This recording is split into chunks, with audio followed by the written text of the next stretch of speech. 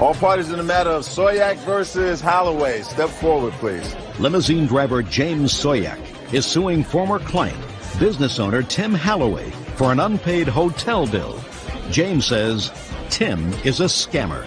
Mr. Holloway, how old are you, sir? 33. And what kind of work do you do, sir? I have a maintenance company. How long have you had it? My dad had it since '59. I took it over about 3 years ago. He's no longer involved in the business? Sometimes, yeah. So he still goes into the office? Correct. On a daily basis? 2 or 3 times a week. Are you making this up as we're going along, sir? No. Are you trying to give me accurate answers? Because you never can tell why I'm asking you these questions. Correct. Now, do you live alone or do you live with someone else? I live with my fiancée. Did you move into her place or did you move in someplace together? Together. When? 2 years ago. What's the address? North Wilson. How large an apartment is it? It's a condo. 2 bedrooms, 2 baths. Are you renting or did you buy it? We're renting that. Are you both on the lease? Yes. It's like shooting fish in a barrel. Now, Mr. Soyak, you drive a limousine. Yes, ma'am. And your complaint is that you drove Mr. Holloway in your limousine to a casino, hotel. Yes. And he told you that he'd forgotten his wallet and he needed a hotel room. So you agreed to put the hotel room on your credit card. Yes, ma'am. That's not true. He used the room and then stiffed you for the reimbursement. I rented 2 rooms for him, $99 each. In addition, he didn't have his wallet, so he said you needed some money. You gave him cash. He gave you a check. Yes, ma'am. For $300. The check bounced. Yes. That's not true. What's not true, sir? The room. Now, the check... Let's talk about the check. Okay. Let me hear. I gave him a check. Me and my fiancée was having problems at the house. I couldn't get to what I need to get to the bank. I owe him for the $300, but the hotel room, it never happened. Okay. Now, Mr. Holloway, your last paragraph of your answer, which you swore to, sir, says, I did give him a check for $300, which was returned. I explained that I had just moved and was having problems with my bank account. I did just move. No, just a second. I explained that I had just moved. Same thing I just said. No, that's not... Mr. Holloway, let me understand something, sir. No more than 5 minutes ago, I said to you, where do you live? You gave me the address. Who do you live with? I live with my fiancée. How long have you lived there in the condo? 2 years. Did you sign a lease? Yes. That's what I said. But I just moved. If we was having problems, evidently, I had to leave because we was having problems. So I did leave. Now we reconciled, that's one thing. But I did leave. So what I told you is the truth. Can I see the bills for the 2 rooms, please? Mr. Soyak, how long have you been driving a limousine? 10 years. Okay. You ever had this kind of trouble? Never. Mr. Soyak, let me explain something to you. Don't be an idiot.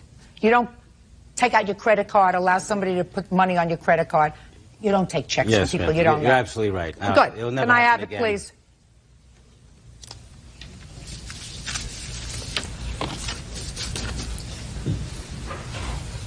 The rooms you rented for $99, but he certainly did a lot more damage than the $99. He drank everything in the bar. Plus movies, plus phone calls. I never went in the room. Okay. You owe him a whole bunch of money, sir. You owe him for these 2 hotel rooms. Who else was with you? Who else was with him, Mr. Soyak? He found a couple of young gentlemen. They were walking the street while we were in Old Town Pasadena. And he claimed he's a music producer. And I don't know how he knew these guys can sing, but he made friends with them and invited them later to be picked up in the car. And we drove them also to the Commerce Casino. He didn't want the other two men to sleep in the same room as him, so he wanted me to get a separate room for them.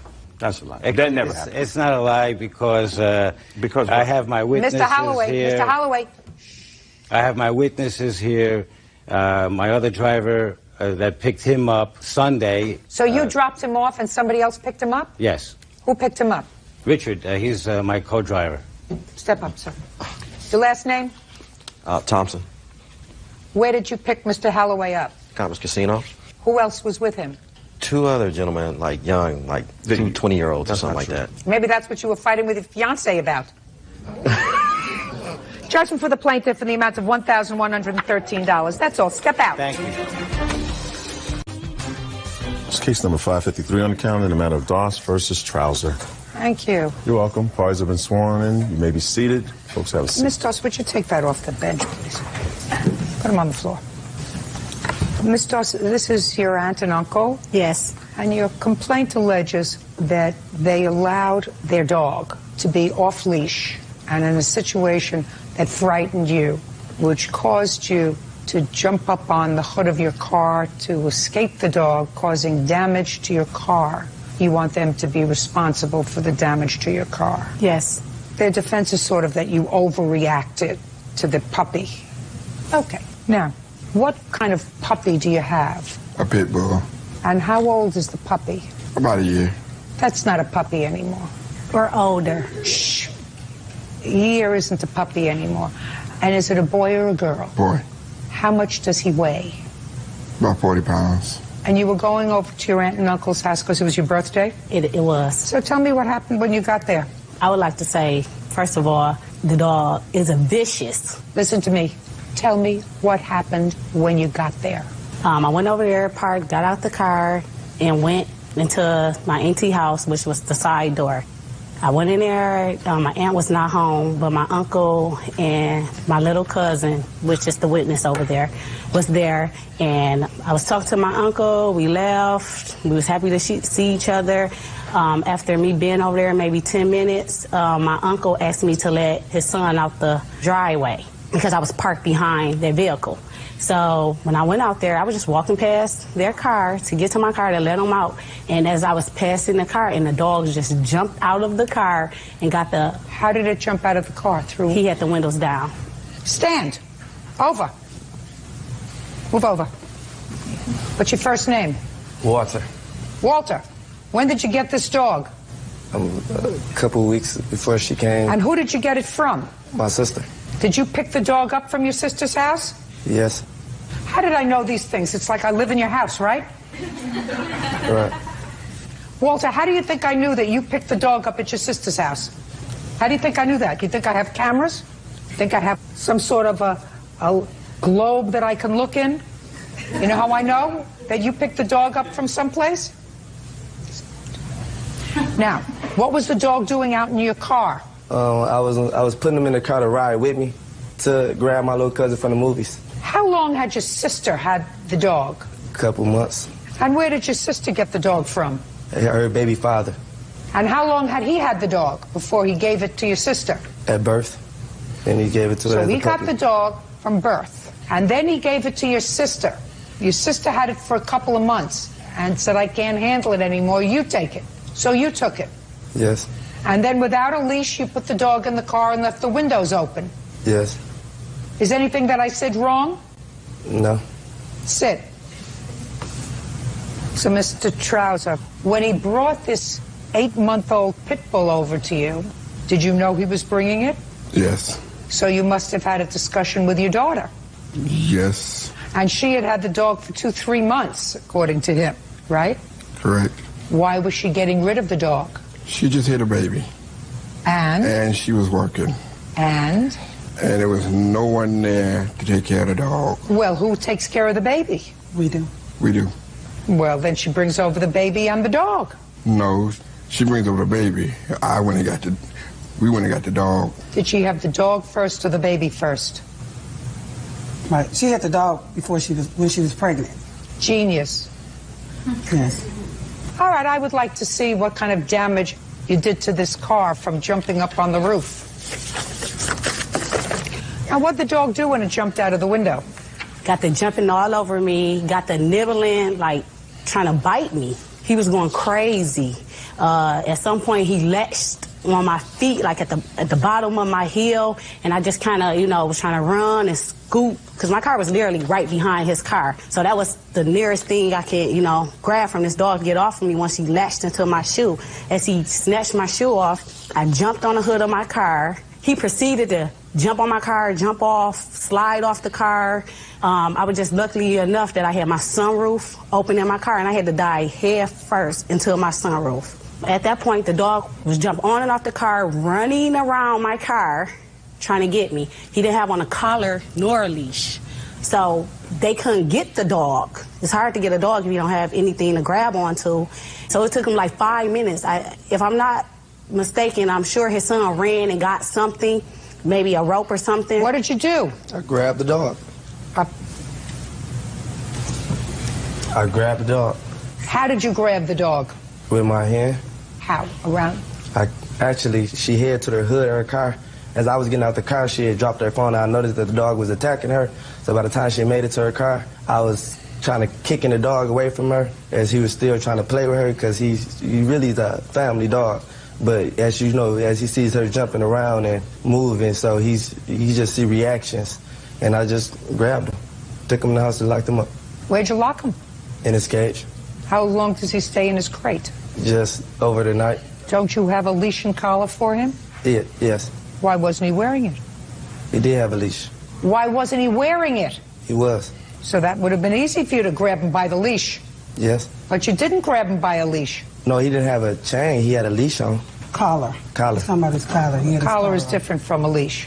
Yeah. Okay. Sit. Judge Judy continues in a moment. What do you do for a living? I work at a group home. Stay there. Don't go to law school, because you're not getting it. You're stubborn-headed. And later today... Miss Myers, you can't collect child support for a child who's emancipated. But they are letting him do that, and I give it to Isaiah. I don't believe that for a second. I don't believe that I swear under oath. Yeah, I give Isaiah every dime.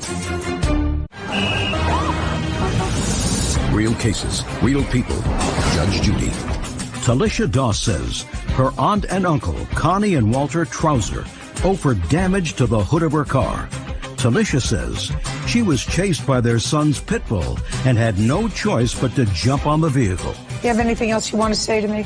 You gotta understand, my house is like what everyone come to, all the kids and everything else. And we had the dog there, and the dog is used to the environment. The dog is a family dog. He's not vicious. He jumped out of the window of a car. Probably just it was a nice day, and he probably just jumped out the window. He wasn't actually attacking her. That's he just what he jumped said. out the car. Is your son lying to me? She didn't think that dog. No, listen to me. Is your son lying to me? What do you mean? Is he lying to you about what? He said the dog was attacking her. He was just going after her. No. I asked her specifically. No, listen to me. I just asked you a question. Your son just said to me he was attacking her. I saw him attacking her. No, that's what he said. He was not attacking her, according to him. He was playing with her. My auntie wasn't home. Playing with her. It doesn't matter. He was playing with you. I'm just asking you. That's what he said he saw. Now, you weren't home, right? No. That's what your son said. We can play back the tape for you. Your son said, I saw him attacking her. But the point was not that he wasn't coming after her. No. She jumped on her own car. Listen to me. Buck never jumped on her car. I asked her specifically, did she do that? Listen to me. He doesn't have to jump. Okay. Miss Taz, are you being serious with me? I'm being very serious. Are you being serious with me? Well, you're being very foolish. I'm not going to allow you to continue because you're just being very foolish. A, you weren't there. B, listen to me carefully. Listen, you may get away with talking at home over somebody. You don't get away with talking over me. Well, if your dog put a stranger, and she's a stranger because she's not the owner of the dog, you're the homeowner, and you allowed the dog in your house, let's say instead of injuring her car, look at me, pay attention, don't look up in the air, annoyed. Let's say instead of damaging her car, when she jumped up on the car to escape the dog, who your son says, because he was there, was attacking her, and let's say she broke her arm in addition to damaging her car, you would also be responsible for her medical bills and her pain and suffering because you allowed the dog to be unleashed and it's your dog. Now, she may have, put your hand down and listen, you're going to learn something. She may, let us assume, have overreacted to the extent of the danger from your dog. It's still your fault. That's why you are not permitted to allow a dog to be free without a leash unless it's in a designated area. Like It was in a on dog my property. Listen to me. It's not on your property if you invite guests to your home. I didn't invite her. Oh my God, listen to me. What do you do for a living? I work at a group home. Yeah, stay there. Don't go to law school, because you're not getting it. You're stubborn-headed. And if you have a dog in your house that has displayed any sort of propensity for either being vicious or apparently so, because according to the son over here, who now looks mildly bored, the dog was attacking her, which is why he grabbed it. Anybody that is now injured in or around your home because of this dog, it's going to be your responsibility. Do you own your home? Yes. Do you have homeowners insurance? Yes. You're going to have to use it. And you don't want to be in that position. I'm just giving you fair warning. Judgment for the plaintiff for the damage to the car in the amount of $546. Thank you. That's all. Parties are excused. You may step out. You know, I love my auntie dearly. I just think she's being greedy We all was close. and selfish. She left in my face. She wanted some money, and I told her I'm not giving her a quarter. And it kind of got to me that she didn't even care. She jumped on her own car. I could have got bit instead of a scratch on the car. No, it separated the family. I don't know. Hopefully, time will heal. And now the next case. All parties in the matter of Myers versus Claire. Step forward, please. Carmelita Myers is suing her ex-husband, Frank Clare III, for his share of their daughter's volleyball fees. Miss Myers, is this your daughter? You sure you want her in here? Yes, sir. Yes, Why? She's a witness. Okay. Mr. Clare, how many children do you and Miss Myers have? 2, Judge. This young Judge, lady, I'm a little uncomfortable with my daughter in here. I think you may be right, and I may put her outside. Thanks. So just answer a few questions for me, please. Now, you have 2 children. This young lady who's 16, and her brother who is how old? 20. Now, you are currently under a child support order, correct? Yes, ma'am. You pay child support for both children? Yes, I do. And what is the child support order? $259 bi-weekly And you've been paying that for how long, sir? since birth. But they wasn't receiving it until it got cut off because I was unemployed. Then she had it reinstated. I don't know exactly how long it's been reinstated because it seemed like I've been paying all my life. Okay. Now, your first name is? Nikita. Okay. If I need you, I'll call you. You can go outside. Thank you.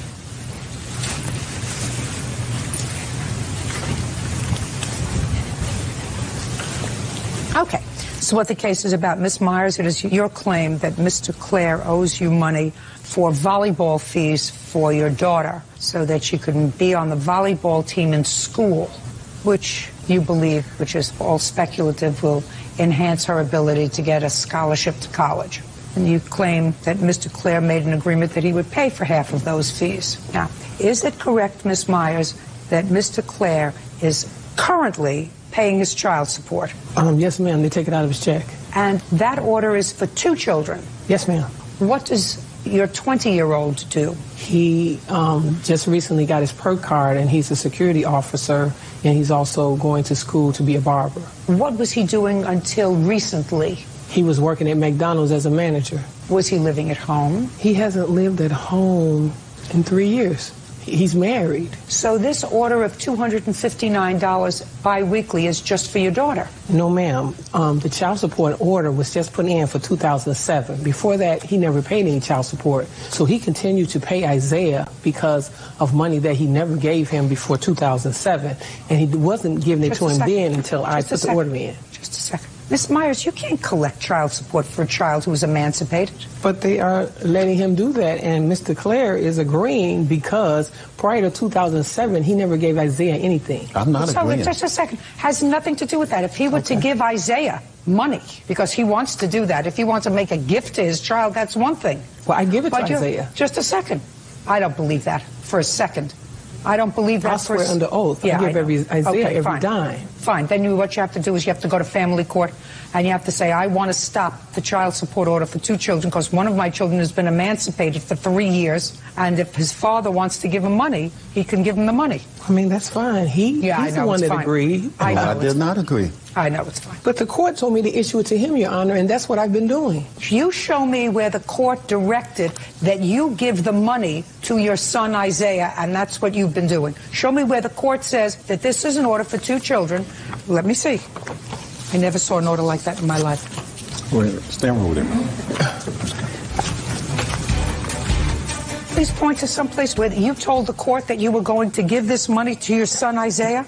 Show me. Well, first of all, Your Honor, because he lives out of the house doesn't mean he doesn't need help. Miss Myers, just show me. You said that that was in an order. And I said to you, show me where it says in the order that you told the court that you were going to give the money to your son. Show me. It's his name right here, so it's supposed to go to him. Well, that's what I gave it to him because, and I give Nikita her money. And I suggest if a 20-year-old is old enough to get married and make a family for himself. Does he have a family? Yes, he does. He has a wife. That's a family. Okay. But he's only been married like 8 months. Then I suggest you take $259 a month and put it towards your daughter's volleyball. But why do I have to put it towards her volleyball? She has other fees that needs to be paid. Miss Myers, if you believe that you are entitled to increased support for your daughter, go back to court. I did. And what did they say? A modification is pending now. Very good. Then we don't have to deal with it. Your case is dismissed, that's all. What has that got to do with the volleyball? Very easy. If you believe that volleyball is necessary for your 16-year-old daughter, then the court will entertain that application. The court, not this court, the support court. This has nothing to do with supporting her. This is her volleyball. Oh, yes, it does. You say it does not. But her school, her fees, her medical, her dental, her clothes, her after-school activities, cannot be all paid with $249, Goodbye, Miss Myers. Your Honor. You get one bite of the apple. When are you going back to family court for your modification case? I'm waiting on an answer. I don't know. When did you file it? I filed it 2 months ago, and I haven't heard anything. I'm sure you'll be hearing from them soon. I filed on the 16th. 16th. To have him taken off. Great. And then, sir, you'll have some extra money, and then, if you want to help out with the volleyball, you can give it directly to your daughter for her volleyball fees. Do you understand? I understand, Judge. So if you filed for a modification, because that's why she's here, to have the child support cut, and if you are successful, and you might be, I suggest that as a good father, what you might want to do is help her out with her volleyball fees. I will. Do you understand? But what about the last 2 years? One on the calendar in the matter of Crum versus Napier. Parties have been sworn in, Judge. You may be seated. Ladies, have seats. Is this your mother? Yes. What's your first name? My first name, Angela. Let me see if I understand the relationships here. Miss Crum, you belong to a dart league. You were playing darts at a sports bar. Yes. On your team was Mrs. Napier's boyfriend. He's the dart captain. He's the captain? Yes. So far correct? Yes. Now, according to you, this young lady, Angela, assaulted you and you were injured at the sports bar where you were competing in a dart contest. Yes. Along with Mrs. Napier's boyfriend. Correct. Angela said that she didn't lay a hand on you. But she does say that there was certain interaction with you on that evening. What was the date? November 11th, 2002. So I am going to start with Angela because I was really interested in her answer. What time, Angela, did you and your mother get to the sports bar? It's probably around 6 or 7. And you got there, I assume, to watch the boyfriend in the dart game. Is that right? Yeah. And what is his name? Rob. Does he live with your mother? Yes. Do you live with your mother? Yes. So I want you to tell me what you saw happen with Miss Crum that irritated you. Okay. We were there, we were all having a good time, and she had been all over basically every man in the bar that night. What does that mean, all over? Like hugging, kissing, dancing. She had her hands all over. Hugging, everybody. kissing, dancing, her arm draped over them, around their waist, that sort of Exactly. thing. And that irritated you? No, that didn't irritate me. Must have been memorable for you because you remember it. Oh, yeah, I remember it. Go ahead. And then as she started doing the same thing with my mother's boyfriend, that started to irritate me and irritated my mother, of course. Now, tell me exactly what you saw her do to Rob. Okay, he was sitting at the table by my mother, and she walked up behind him and put her arms around him and kissed him on the cheek. Around his neck? Yeah, around his neck. He was sitting. And what did he do? He just looked at my mom like, what should I do? He didn't say or do anything, No. really. He looked at your mother. Show me the expression on his face. Gosh, it was just like Okay. big-eyed, you know, like, I don't know what to do. So she put her arms around his neck and kissed him on the cheek from behind. Right. Next. And my mom got upset, told her to get her hepatitis C hands off of him. That was a dumb thing for you to do, madam. This Rob doesn't have a voice? He's a mute? No. And why did you open up your mouth to her? Stand up. Oh. Why did you open up your mouth? Because I seen her in the bar many times and ignored her. Got along with her fine, you know, because she wasn't dealing with us. I'm not talking about many times. And why did I say Before, that? I'm talking about she comes up to your boyfriend. She puts her arms around his neck. She's not doing it so that you can't see it. You know, maybe she had a couple, 2 drinks. She got the story a little wrong. She did do it where I was in the bathroom. No, listen to me. Your daughter says that you were sitting right there and that Rob turned around and looked at you with big eyes like, what do I do? Right. So you're telling me that your daughter was mistaken? She is mistaken. Your daughter now is mistaken about a very Because big he did event. that when I came back and told her that. That's when She had kept doing it through the night over and over again. Just a minute. Don't change your story. So you turned around and you said to her, get your hepatitis C hands off my boyfriend. And the reason I said that was because I know she was with somebody that had that disease. Well, that was a stupid Well, thing it wasn't for you very to nice, say. and I'm not saying it was nice. It was I a don't- stupid thing but- for you to say. Very dumb. Now you can sit down. Okay. Till I need you again. So now your mother opens up a big fresh mouth. And what do? Be very careful because I've got your answer that's sworn to right here. Well, basically, at that point, we didn't do anything. I went up to her after she had walked away and No. everything. According to you, you said, hey, you've got all these guys in here buying you drinks and you're kissing them. Do you think she wants you hanging on her boyfriend? Yeah, but... Did you forget that? No, I said that. I said that okay. to her. So after It your was mother after she had opened up a walked big... away. Just a second. After your mother opened up a stupid fresh mouth, then you decided to finish it off. Yes. Then what happened next? We went back to having a good time. Everything seemed to be fine. And then she started making gestures and giving us the finger. So then I started walking towards her. She was yelling What were you walking obscenities. towards her for? Because I was going to confront her and Confront her about what? She seemed like she had some issues with me, so I was walking. Of course she over had there. issues with you, madam. You opened up a fresh mouth to her for no reason. Well, that's why I walked over there. You went over to confront her. To confront her, yes. Now I'll hear you. I was putting my darts away. I did not realize that there was a problem, if you will, with myself. I was basically hit like a freight train. I went flying into the tables, I fell onto the floor, and I was being hit. And then the next thing you know, I was being picked up and escorted out the bar for my safety. How do you know it was the defendant who was hitting you? I don't know that the defendant was hitting me. I was hit. Do you have any witnesses? Absolutely. Then I'll hear the witness. Tell me your name. Betty Jeter. Are you on the dart team? Yes, I am. I want you to tell me what you saw. I was standing on the opposite side of the table. There was Andrea. There wasn't another girl that is not here standing next to her. We were putting our darts away, and then I saw Angela coming toward Andy, and she came around the other girl. I seen her hand go around the other girl. Next thing you know, they were down on the floor, tables had flying. Who's they were down on the floor? Judy, Andy, and Angela. Who's Judy? She's one of the girls that's not here. Did you see Judy have any issues with this? No, Judy lady? didn't have any issues with her. Did you see her strike anybody? It would have been around Judy, and I didn't see where the hand landed. Now I'll come back to you. Okay, Look at me. It was now you're sort of- walking over to confront her. Yes. So I get over there, and before I could even get over there, Judy and her fell on the ground. No, look at me. Now you're closing your eyes. She and Judy, who had not had any issues. No, because she didn't realize it was Judy. She had her eyes shut. Just a second.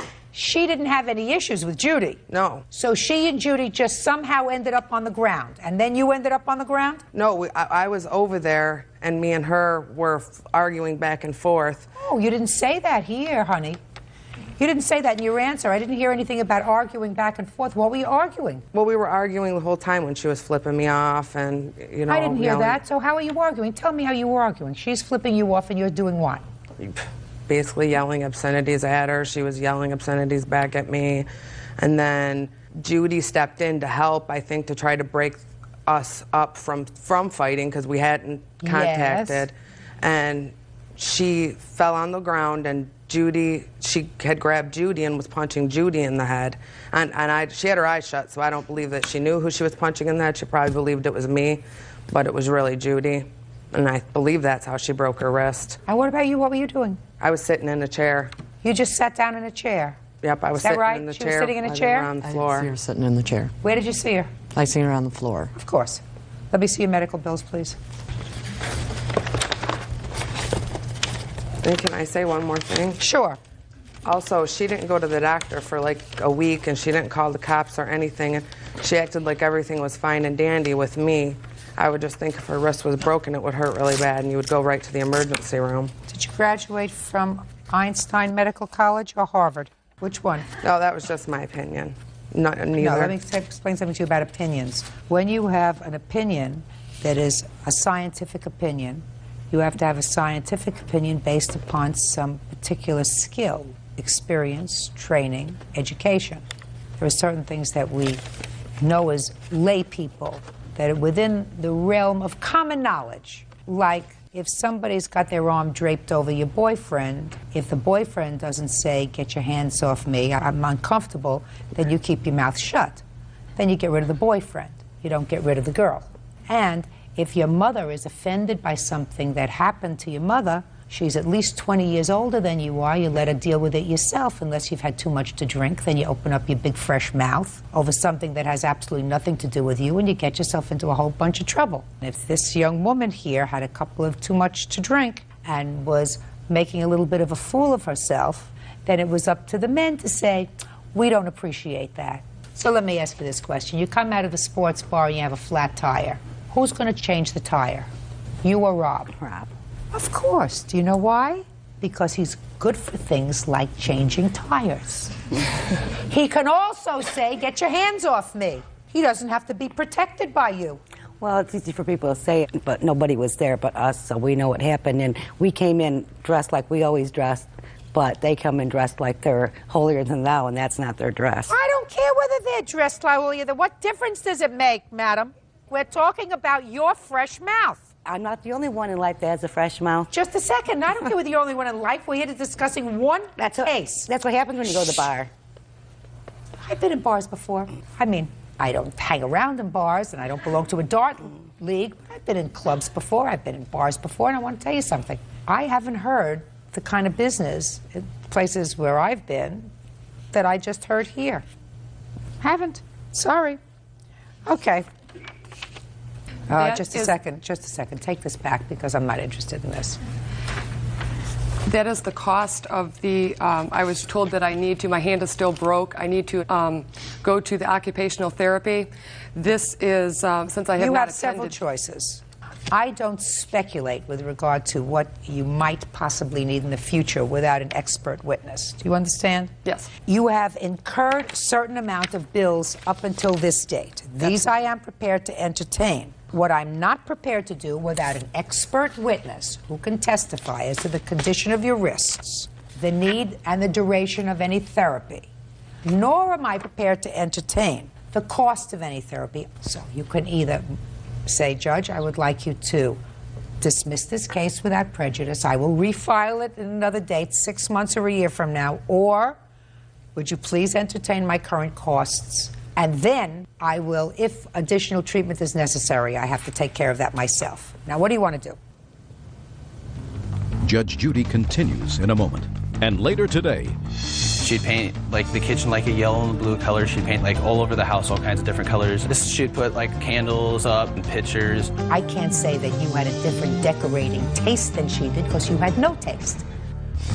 real cases, real people. Judge Judy.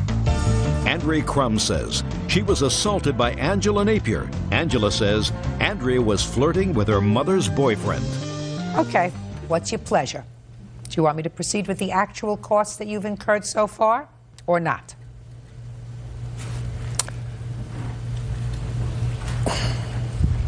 No. No what? Dismiss the case. It's done. Case is dismissed without prejudice. Goodbye. Parties are excused. You may step out. Jealous you'll get to nowhere. It's a small town, and she's known as the town whore. I don't want anything to do with her, man. I actually have my own. Pretty much every woman in Sheboygan is giving me a thumbs up. It never stops there. It's like Peyton Place. And now the next case.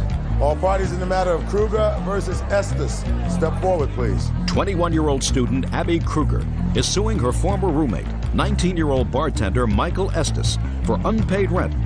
Michael says he stopped paying because he didn't like her taste in decorating. Miss Kruger, your family owns a house. And you are in charge of renting the rooms in that house. It's a college community? Right. You rented a room to the defendant, and it is your claim that he owes you for 2 months' rent, $600. Now, I've read Mr. Estes's answer, and he acknowledges that he didn't pay the rent, right? Right. He says he didn't like your decorating. And he told you that if you continued to paint the house in colors he didn't like, he wasn't going to pay the rent. Isn't that what you told me in here? I just wanted to make sure that that's what you said. Yeah. She didn't let me have a say in anything in the house at all. Since when are men in charge of decorating? Since when are men in charge of decorating? You can decorate your closet, that's it. And that's if it's your house. If it's not your house, you can even decorate your closet. Mr. Estes, how old are you, sir? 19? You go to college? No, I took a semester off. Are you planning on going back to school? Yes. What do you want to be when you grow up? A police officer. That's a legitimate career. I'm curious because I thought perhaps you wanted to go into interior design. No. Clearly not. Now, I want you, Mr. Estes, to convince me why I should, or she should, forgive the $600 rent that you owe her because you didn't like the colors that she painted the house, okay? It's all yours, sir. I moved in August, and then she moved in around the end of August, I think. And then both the guys moved out, and then we were getting along, and then she kept decorating the house, and I said, you know, I want to have a say in this house too, and she wouldn't let me have a say ever in the house. Like what? Give me an example. Like she would paint this side of the wall red and like this side of the wall red, and then both these sides would be white. She'd paint like the kitchen like a yellow and blue color. She'd paint the hallways and paint like all over the house all kinds of different colors, and I didn't like it. What color do you like? It was white. White was fine to me. You like plain white. You don't like color. You like it plain, nice, plain, clean white. Yeah. Okay, go ahead. Bird and I are fascinated. And that's about it. I just told her, you know, I'm not going to pay rent if I never have to stay in the house, and she was just like, whatever, you know. You're talking about a say in the house. You're talking about the color. I mean, I want to know if there's anything else other than the color. She painted 2 walls. Just the way that she decorated the house, it was like all like girl house, and I couldn't put anything up at all. Explain that to me. Other than the color, what else did she decorate? Just she'd put like candles up and all these weird lamps and pictures. It was just... Pictures or pictures? Pictures. Pictures that you pour from, or pictures on the wall? Pictures on the wall. Pictures. What kind of pictures did she put up? I don't know. They're just like artist kind of pictures. I don't know what it really was. Shh! Please! Mr. Estes is very serious. Who are you? I'm his girlfriend. Please don't move. I didn't ask you to stand up.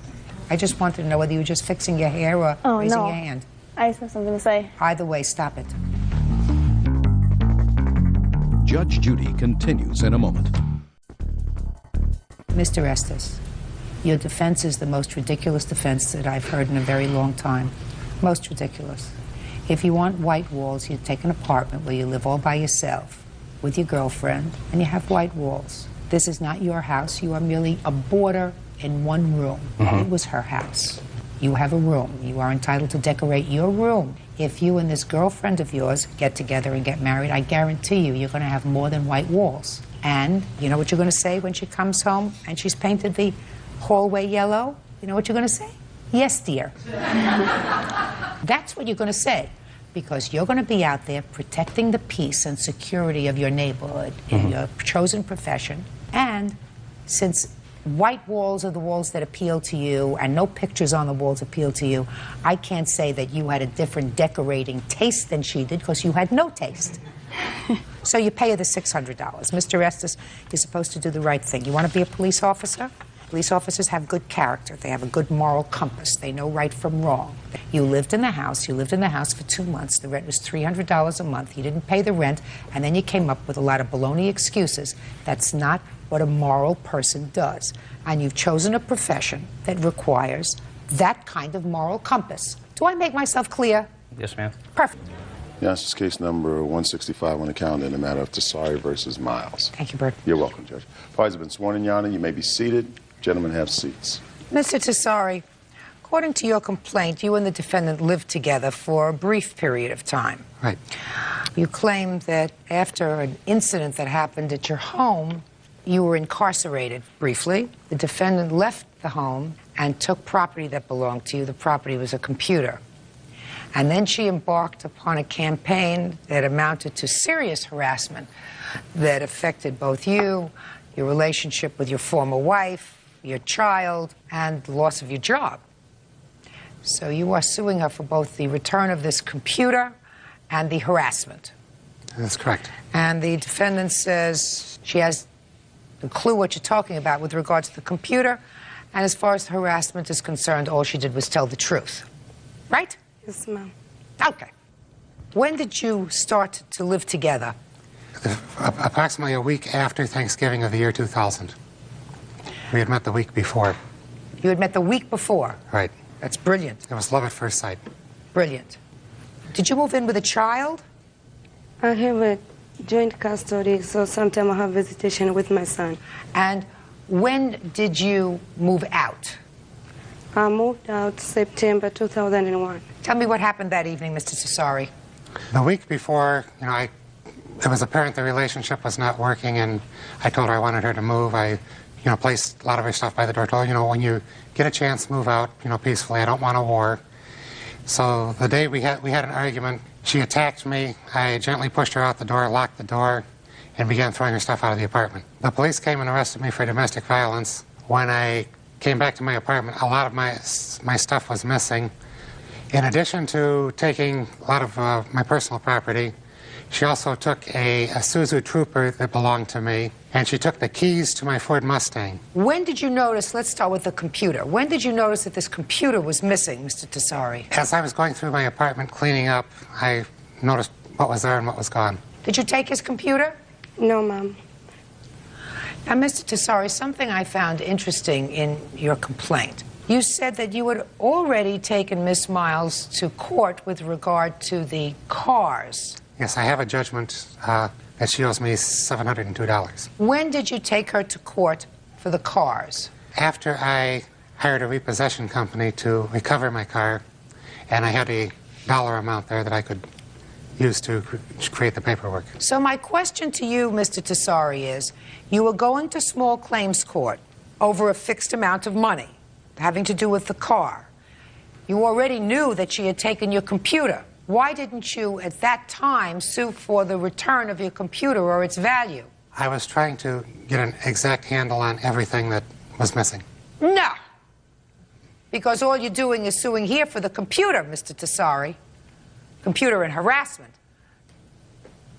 I don't know, I just wasn't thinking clearly. Well, I'm going to find, sir, with regard to the computer, that you had an opportunity to sue for it at one time, and you should have done that. So I'm not entertaining your application for the computer. Now, the harassment came later, so I will hear you with regard to the harassment. Now, you say that you telephoned your former wife and made some allegations to her. I'd like you to tell me when that phone call was. November 15th of 2001. All right, now, Miss Miles, why don't you tell me what you told his former wife in November? I told her, he said that his check is being garnished, and he was complaining, and he said it's easy for him to go to bank again and blow up his family and children rather than pay the child support. Okay, so let me understand this. You called his former wife because at some point Mr. Tessari had told you that he was angry that his check was being garnished for child support and that it would have been easier for him to blow up his family than to pay the support. Yes, ma'am. When did he say that to you, Miss Miles? He said to me when we were living together, and I told him immediately. When you were living together? Yes. So sometime before September of 2001? Yes. Right? Now, I gather that you decided to call his former wife because you were concerned for her safety. Yes, and our children. And concerned for the children. Yes, ma'am.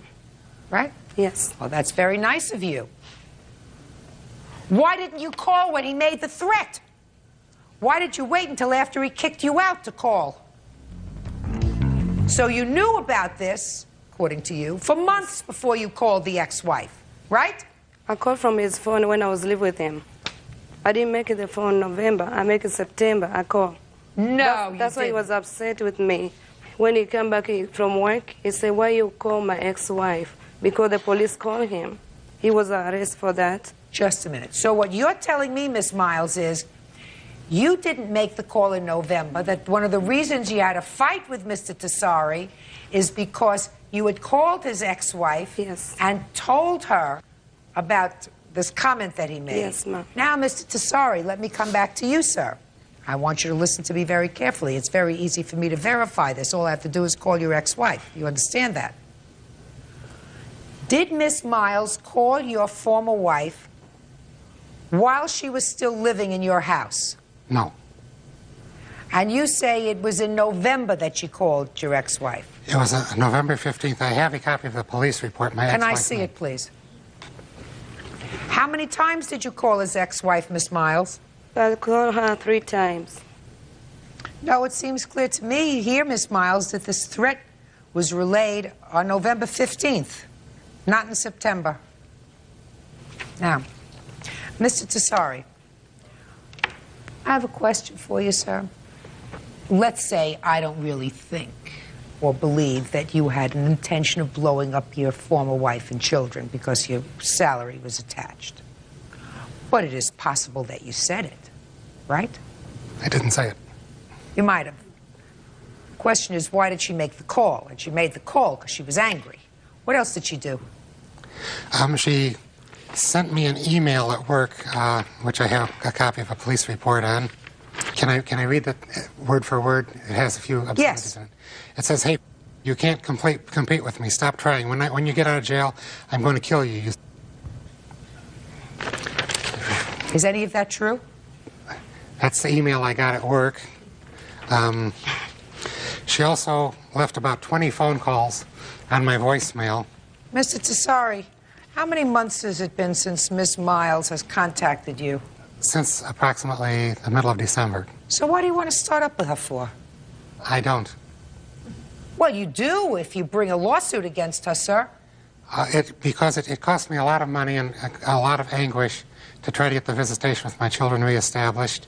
Because what happened, according to your complaint, is when she called your ex-wife, told her about this threat that you had made, your ex-wife whipped into action, they stopped your visitation, and then it was ultimately reinstated.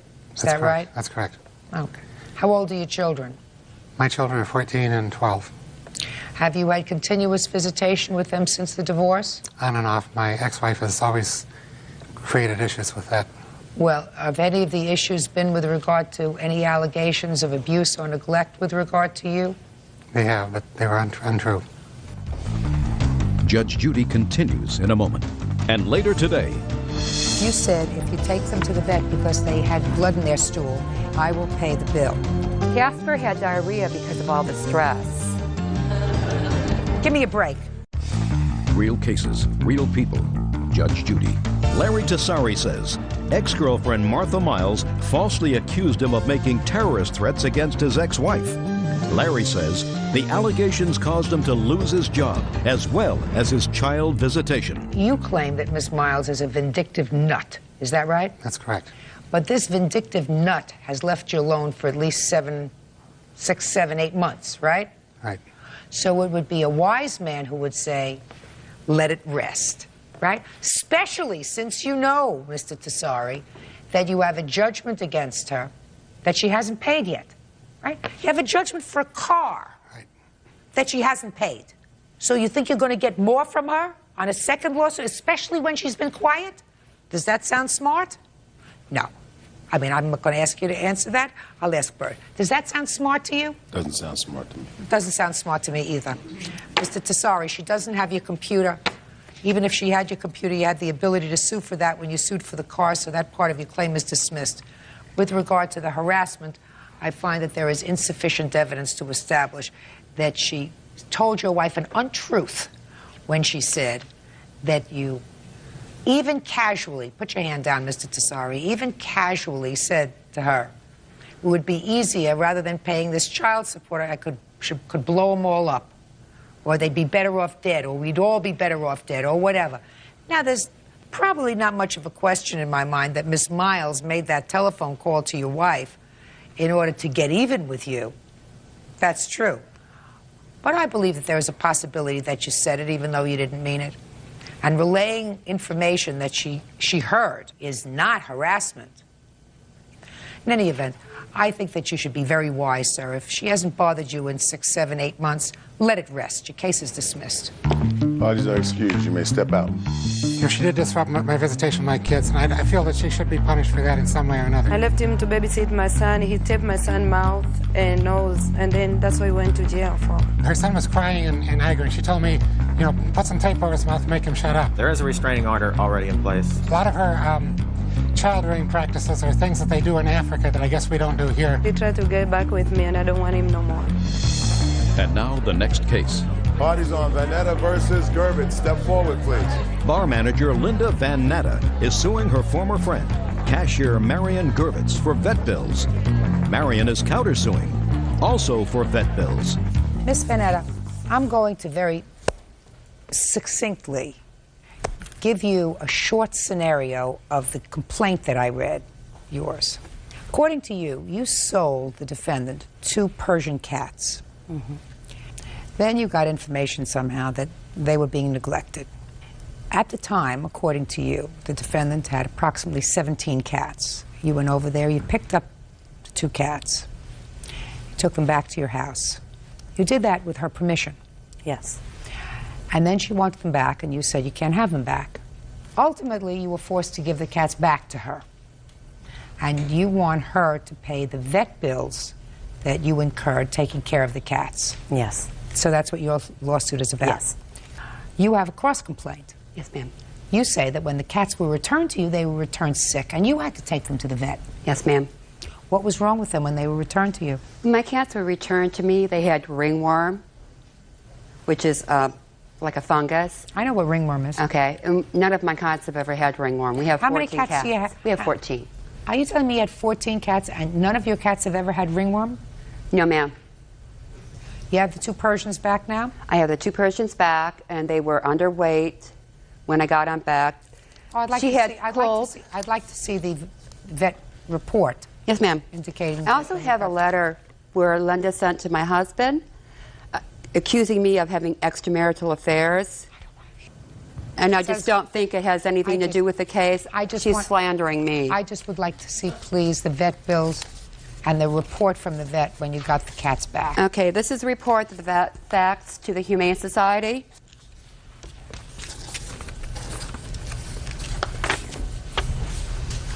When were the cats returned to her? November. November what? Around the 15th, I believe. November 15th? I believe so. Well, according to the veterinarian, both cats had good body weight. Both cats had ringworm lesion.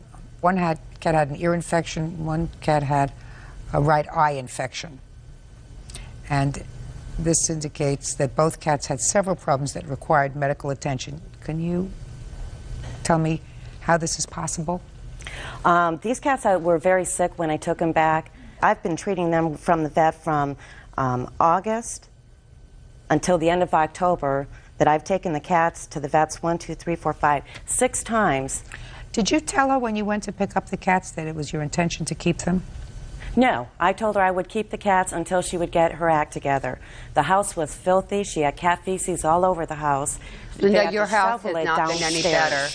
She had to shovel cat feces from the downstairs. You had rest in your bathtub, The place was honey. supposed to be getting condemned. Listen to me.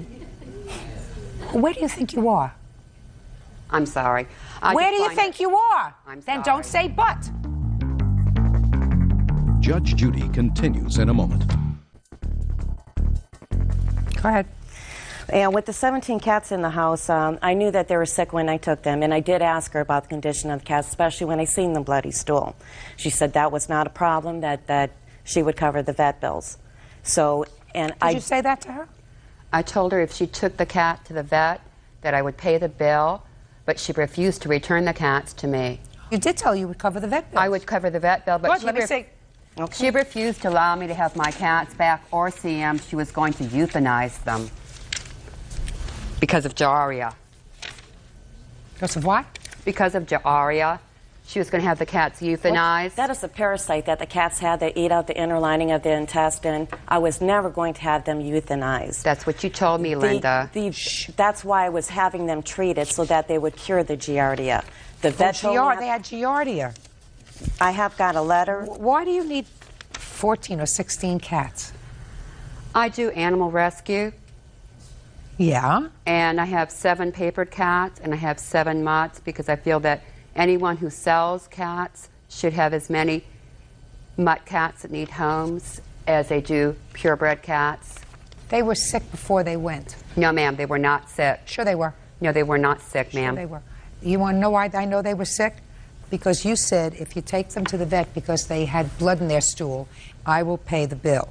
If you Casper had diarrhea because of all the stress. Give me a break. Give me a break. Give me a break. Look, you spent a lot of money, Miss Vanata, and I believe you spent a lot of money at the vet after a period of time that she told you, I want my cats back. That's your responsibility. The only question that I have in my mind is whether or not you are responsible for any of the vet bills that she had after she got her cats back. Because she says the cats came back to her sick. Now, the cats were not in your possession because you gave them to a third person. Is that correct? Correct. Well, why Ma'am, did you do... excuse me. She sold them. I'm not speaking to you. Who did you give them to? I gave them to a lady. I ran an ad to get rid of some of my cats. How long were the cats with her? 3 to 4 weeks before she actually got them back. All right, well, unfortunately, you are responsible for her vet bills. That I am responsible? Yeah, you are. You are. I know you're trying to do a good deed. $405. Judgment on the counterclaim for the defendant. That's all. Parties are excused. You may step out. The parties have been sworn in. You may be seated. Folks, have a seat. All right, let's see if we can untangle this very sad mess. Ms. Schatz, this is your mom. Yes. And according to your complaint, in 1999, your mom bought a car. Yes. The car was for you. Yes. And you had an agreement. Yes. And the agreement was that you were going to pay off the car, and you would pay it off by the time you graduated from college. I would pay her off when I graduated from college and got a full-time job. Anyway, your mother took the car back before you graduated, and you say she had no reason to take the car back. Are you telling me that you didn't pay her any money? I did. I paid her $3,600 up front. Okay. Is that correct? That's that she gave you $3,600 as a down payment? At the time of the purchase of the car. And how old were you then? I was 18. And your agreement was that you would pay her back the rest at the time you graduated? Yes. Okay, is that correct? That's correct. And you haven't graduated yet. You're graduating in June. I graduate in March 25th. So between 1999 and now, you have not paid her any additional money? There was a time when she owed me about $200 for some things that I had purchased for her, and we agreed that we would take that $200 off of the amount of the loan. Okay. So let's say that's $3,800. Yes. And how much was the entire car? The car was for $12,800. Okay. Why did you take the car back?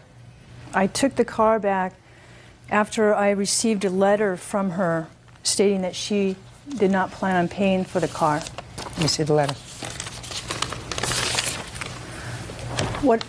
Just a minute.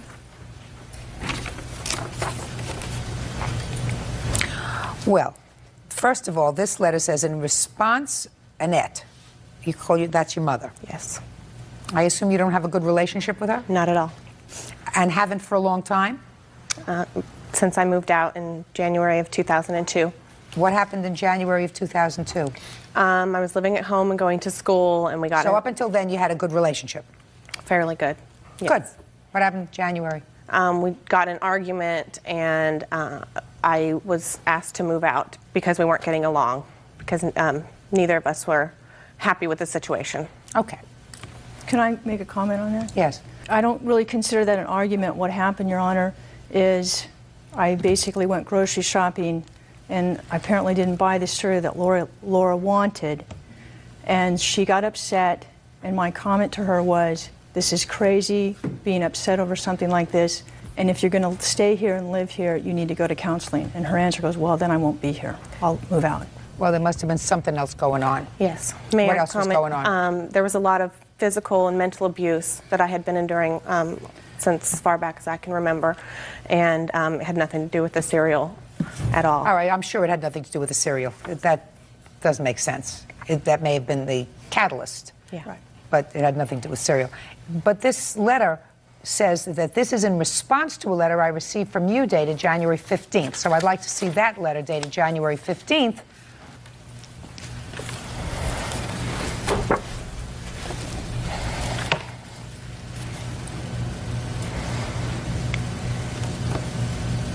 Okay, so your mother writes you a letter, January of 2003, and she says, you know, sorry that you're not talking to me, it's painful. And she says to you, as of April, which I assume is after graduation, yes, I will no longer pay the car insurance and the $3,000 you owe me for the car, okay?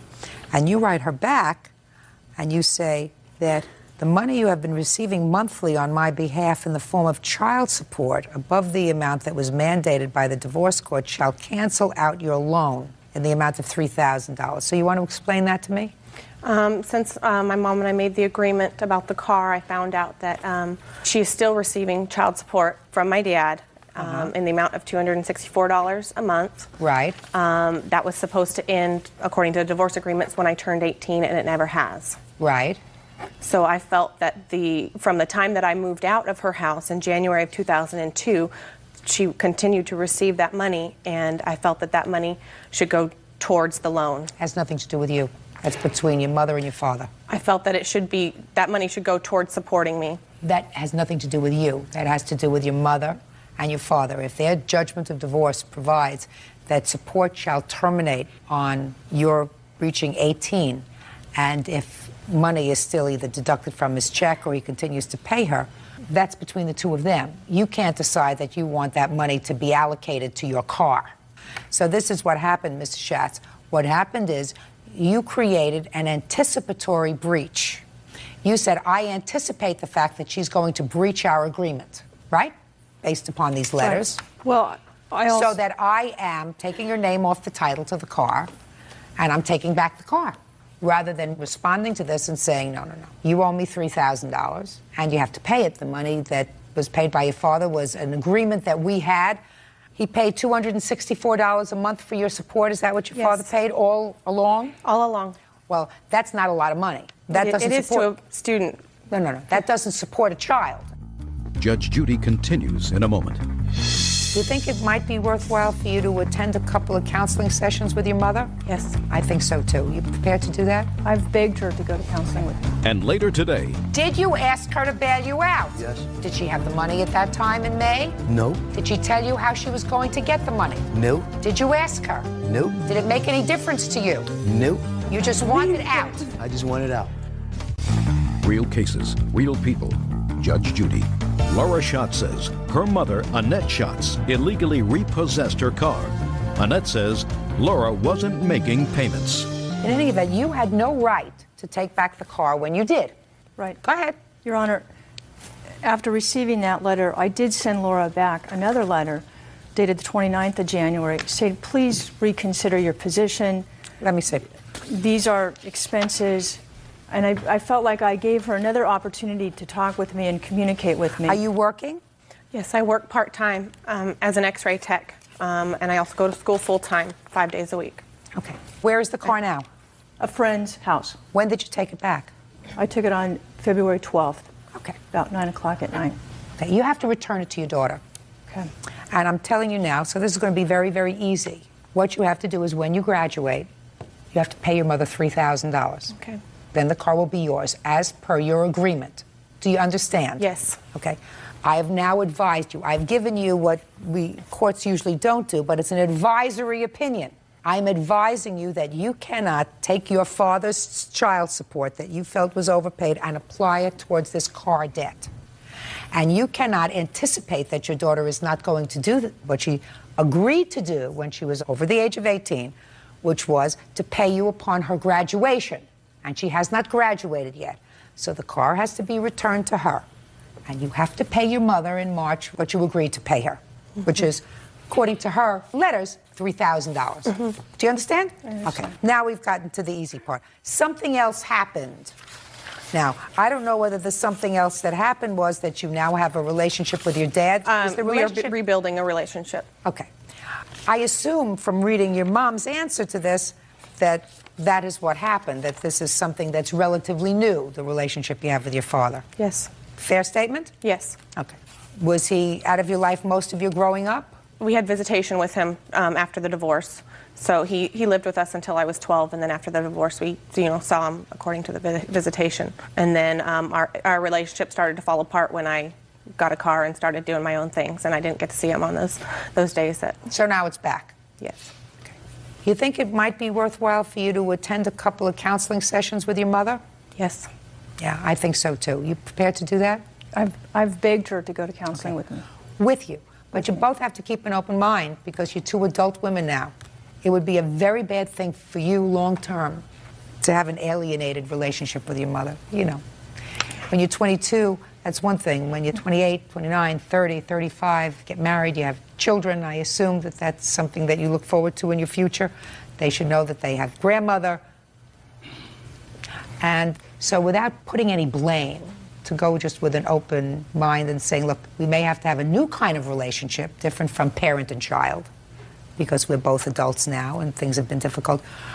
If the clerk can put together a list of names, you prepared to do that? Or do you have somebody that you've been seeing that you think might be beneficial? I have a counselor that I've been seeing. How long have you been seeing this counselor? Since October. You prepared to go to your daughter's counselor? Sure. Not a problem. Okay. Okay? Yep. Give it a shot. You get your car back within 5 days. Thank you. Okay? Good. Thank you. Parties are excused. You may step out. I just wanted what was fair, and I just wanted this issue to be taken care of so we can move on. I love Laura very much and care about her. I just hope that we can continue to work this out. I'm glad it's over and we can get this resolved. It's not over yet. And now the next case. All parties in the matter of McCarrick versus Mitchell. Step forward, please. 27-year-old bartender Michelle McCarrick is suing her ex-boyfriend, 27-year-old construction worker Charles Mitchell, for bailing him out of jail when he was arrested for holding a pound of marijuana. Mr. Mitchell, what were you in jail for when your former girlfriend bailed you out? A drug charge. When had you been arrested? It was May of last year. No. Drug sale, possession? Drug possession. What kind of drugs? Weed. Marijuana. How much? About a pound. Is this your first drug arrest? Yes, ma'am. What was your bail? $25,000. And at the time, Miss McCarrick was your girlfriend, is that right? Yes. It's your claim, Miss McCarrick, that you bailed out the defendant. He promised to pay you back. He even signed a note that he would pay you back, and he hasn't paid you back. But she forced me to sign that note. I didn't ask you anything yet. Why? Okay. I'm looking at her. All right. Has this drug case been resolved yet? Yes, ma'am. No, it has not. Okay, so we're not going to ask any questions about the drug case. Did he call you from jail? He did. And what did he say about his bail? He asked me if I could come and bond him out because he wanted to get a job and get a lawyer. So this had went on for like a month and a half.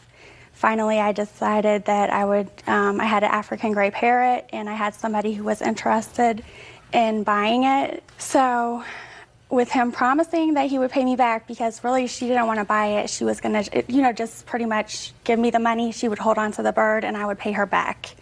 So she gave me $1,500 because I had already talked to a bondsman. He told me that if I came up with, you know, at least $1,500, that he would get them out, because the entire bond was, you know, 10% of it would be $2,500. So if I came up with 15 and paid the rest, then he would go and get him.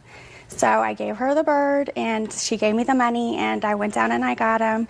And pretty much a week later, he was supposed to work with his cousin who owned, he lays concrete, and he was going to get paid $15 an hour, and, you know, it was... Okay, and he hasn't paid you back. Pretty much. Let me see the note that he signed, please. Okay. But she forced me to sign that note. Can I get... Your Honor. Please. Mr. Mitchell, I guarantee you I'm going to let you get to your defense, sir. Now, I have a note that you signed on 7/5/2002, indicating you promised to pay her back on or before August 30th, and you agree that you signed it, but you say you were forced to sign it. Yes. Now I'm going to ask you some questions. So I want you to answer my questions as I ask them. Do you understand? Mm-hmm. Yes, ma'am. You were arrested in May of 2002. Yes, ma'am. You were bailed out on what day? June 29th. I have the bond receipt That's okay. right here. Don't, I'm not speaking to you. Okay, sorry. And it is your position that you never asked her to bail you out? I asked her to bail me out. I didn't agree on owing her any money. Just a second. Oh, so you did ask her to bail you out? Well, she bailed me. I mean... No. You didn't say that, sir. You said in your answer it was her idea. So you did ask her to bail you out? I mean, she wouldn't do... Just answer my question. Did you ask her to bail you out? Yes. Good. And did you start asking her to bail you out in May of 2002? Yes. And what did she say? She said she would bond me out. Did she have the money at that time in May? No. Did she tell you how she was going to get the money? No. Did you ask her? Nope. Did it make any difference to you? Nope. You just wanted out. I just wanted out. And when you just want out, you're prepared to say and do just about anything. Is that right? Because we never had any agreement on me owing her anything. Now. She didn't. Shh, what she did? Am I speaking? Okay. Only what I ask. Yes, ma'am. Now you're out of jail. And she says to you, I want my money back, and if I don't get it back, I'm going to go in and remove my bond. You say, she threatened you to remove the bond unless you agree to sign the note and pay her back. Is that right? After I had stopped messing with her. After you had stopped messing with her? Okay. After you had stopped messing with her, she said, shh. She said, unless you sign this note, agreeing to pay me back, I am going to withdraw my bond, so you're going to go back to jail. Exactly. So you signed the note. She was threatening me. No. What you don't understand, Mr. Mitchell, is you consider that a threat. It is a threat. No, sir. If I don't owe her nothing, I don't owe her nothing. No, sir. What she's saying to you is... feeling like... Mr. Mitchell, I'm going to tell you this. When you appear before a judge on your drug charge, and if you keep yammering like you're doing to me, you're going to find yourself behind bars. Do you understand? Yes, ma'am. Judges don't tolerate that.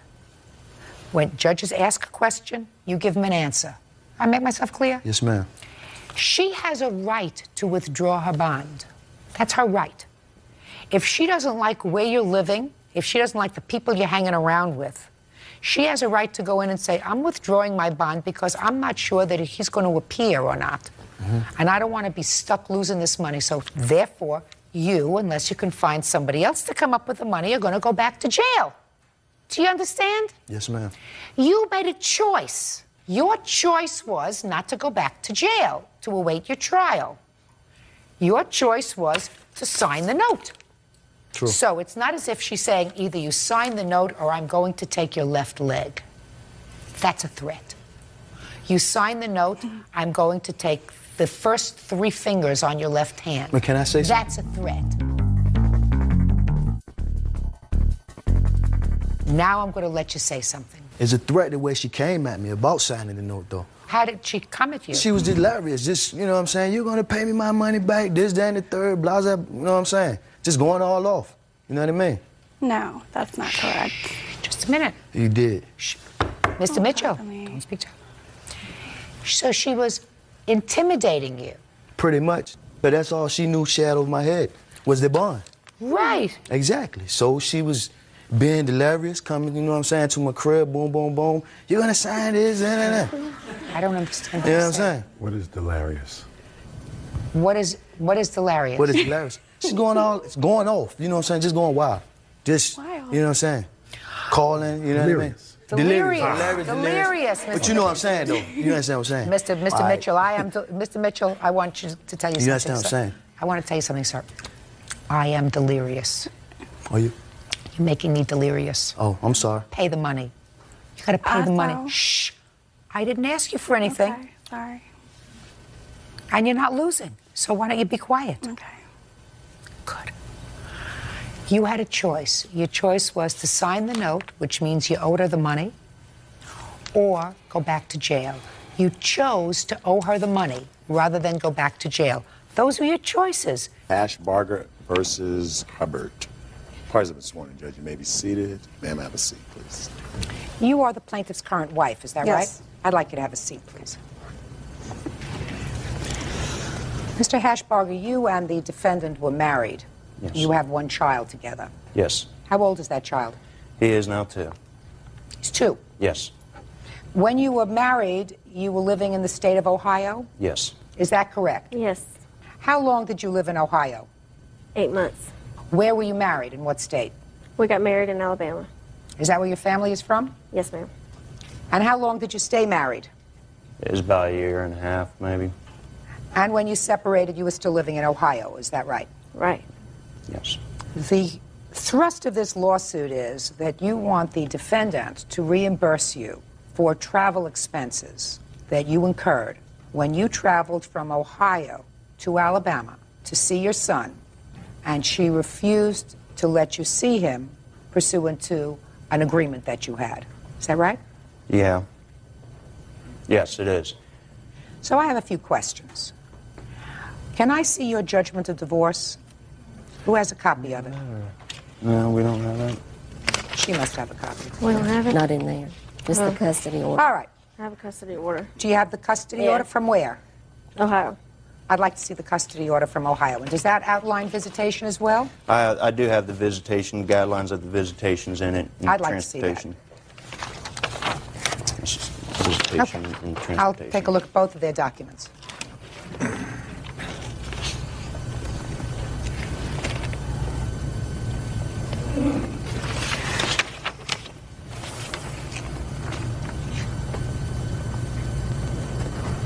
Okay, so you're supposed to have the child half the summer. Yes. And it also states on there that for the transportation, that for the parent who is picking the child up is responsible for the transportation as receiving the child. Okay.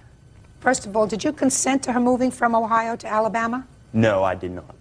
And when did she make the request to leave Ohio to go to Alabama? Of the court? August August of 2000 or 1999? 99. Is that right? That's right. When was your divorce granted? It was filed a month before, in July of 99. So why did you make the request to move a month after your divorce? If I remember, it was the beginning of September.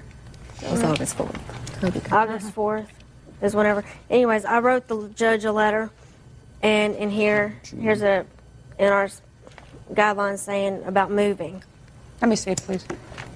But I was having financial hardship, and I had no choice but to move. I couldn't live up there.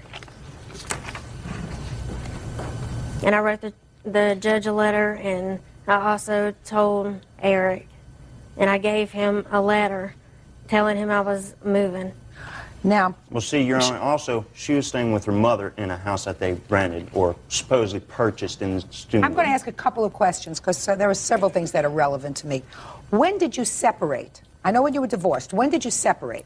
How old was the child? He is 1. No. So you were separated? No, he wasn't. 7 months. 7 months, Your Honor, and it was March 3rd. Okay. So the child was 7 months when you separated. You were both at that point living in Ohio. Yes. And you didn't leave until sometime in August or September to go to Alabama? The end of September, I moved. From March of 1999 to the end of September of 99, did you see your son, sir? There was a period whenever we first split up that I did have custody of him. Right after you separated, are you saying to me that your son was with you? Yes. For how long? It was up until we went back to court for the visitation. Which was when? I don't know what the exact. He had him for 5 weeks. 5 weeks. So that brings us into April or May. Is that right? Yep. And after that, you had your son with you. Right. Now, when you had your son with you for the next several months while you were still in Ohio, did you visit him? There for a while, she did not let me visit him until I was able to get a court order to see him again. And when was that? That was a couple weeks after she ended up getting the custody back. And after that, did you in fact see him? Yes, I did, Your Honor. How often? It was every other weekend is what my visitation was granted to me, and I ended up seeing him. I think it was, twice I got to see him. The second time whenever I did see him, that was whenever she packed up and left, and she ended up cutting my visitation off short. You mean packed up and left for Alabama? Alabama. He also got him for 1 day each week. He got him for 1 day for 3-hour visit. For 3 hours. And he did see him? Right. I would like you to explain to me, I see some of it in your papers, but I would like you to explain to me why you did not allow your son's father to take him for visitation when he came to Alabama for that part of the summer. In August of '99, we were at the pediatrician's office. Eric and his now wife met us there, and he informed me that he was going to keep Preston, which is our son, keep him for an extra 2 weeks. But in the guidelines, it says you can have 2 weeks uninterrupted visitation if you go out of town, and that goes into your 5 weeks of your summer. So he's telling me that he was going to get 2 weeks. I called the sheriff's department, and they told me. What'd you do that for? Because Eric wouldn't give me my child, and I was supposed to have him. I had to go and get Preston back.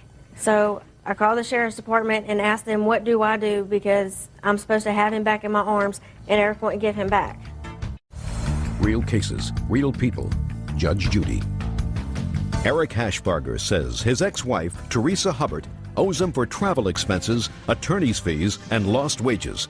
Eric claims after traveling from Ohio to Alabama, Teresa wouldn't allow him to see his son. Go ahead. I called the sheriff's department, and they said the only thing that you can do, because we can't enforce anything if the other parent doesn't want to give it up. How long had he had him at that point? He was on his 5 weeks vacation, and it was at the end of it. It was towards the end of his... No, it was 6 weeks, wasn't it? Let's say he had him for between 5 and 6 weeks. So your son was with his father for 5 or 6 weeks. Right. Is that right? And he said he wanted to keep him for another 2 weeks. Right. Okay. Did he say why? Well, yeah, because in the guidelines, he kept saying that he got an extra 2 weeks when he didn't. Just a minute. Did he say he wanted to take him someplace, or he just wanted to keep him for... He wasn't leaving town or nothing. He was just going to stay home. Because his interpretation of the guidelines was that he had him for an extra 2 weeks? Right. Well, there was things that I was doing with my son, Your Honor. Okay, but he said to you, my interpretation of the guidelines is that I have an extra 2 weeks. Is that what he said to you? Yeah. Okay, that's one reason. What's the next reason you didn't allow him to take the child? And in November, it was a good faith, because when you move, it said in the guidelines, and I was already moved, that it was a good faith. You say it was a good faith. That's what it says on that paper I gave you. Listen to me. You moved to Alabama, and according to your answer, you say that the second reason you didn't want him to have visitation was because he tried to prevent you from moving from Ohio to Alabama. That's what you say. And he wanted to prevent you from doing that through using the courts. Is that right? I assume that he filed papers and said, I don't want you to move. Right. He has every right. Just a minute. Shh. He has every right to do that. Right. He has every right to say, I don't want you to take my child out of state so that I can't see him regularly, which is why I asked you certain questions before, madam. I said to you, when you were finally awarded custody, I wanted to know whether he was one of those parents that didn't see their child at all, but you even volunteered that he got to see him even during the week. And he did exercise that visitation during the week. No, and he did. I'm not speaking to you. Do you think that, I mean, if you're not losing, you're supposed to keep your mouth shut. Right? Yes. I mean, I read your papers. I'm quite frankly appalled. I'm appalled that you did not let that little boy go with his father for a vacation to spend time with him. Here you move. He exercises his rights, goes to court and says, I don't want my child to move. We're living in Ohio. Ohio has jurisdiction up until that point. Ohio has jurisdiction. Ohio made the order. I see my child pursuant to that order, and I don't want him to move. Child has two parents. I don't know what reason the court had to say to you, okay, move. And I can't go into that.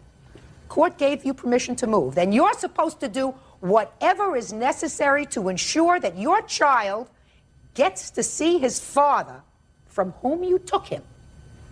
You took him out of state. That's what you're supposed to do as a responsible parent. And not be angry that he got married again and then went and had another child and say, forget it. I'm not going to let him, I'm going to make it difficult. That's outrageous. Don't you think that that's outrageous? To a point, but in December, he got him for Christmas, and then in January, he told me he was going to come to Alabama, pick up our child, and also bring him home. Well, he waits to the last minute. He told me in an email, and I have that on paper, and he also told me on the phone that he was not going to bring him home, that it was my responsibility to come and get him, when he already agreed to bring him home. Let me see it in the email.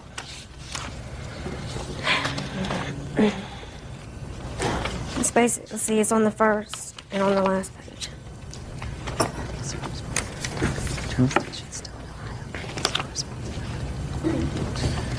See, on the... Shh, I'm reading.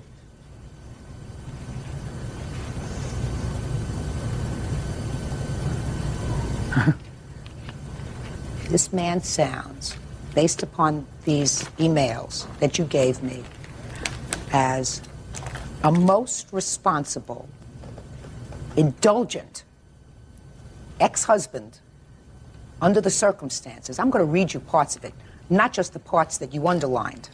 I also wanted to know if you are willing to give me extra visitation at Christmas time. You know most of my time will be spent picking Preston up in Alabama and dropping him back off. I would really appreciate it if you would give me an extra week or two. I know this seems like a long time, but I probably won't be able to see him again until the summer vacation. It would mean a lot to me if we could spend some extra time together. That sound bad to you? Sounds very fair to me. Right?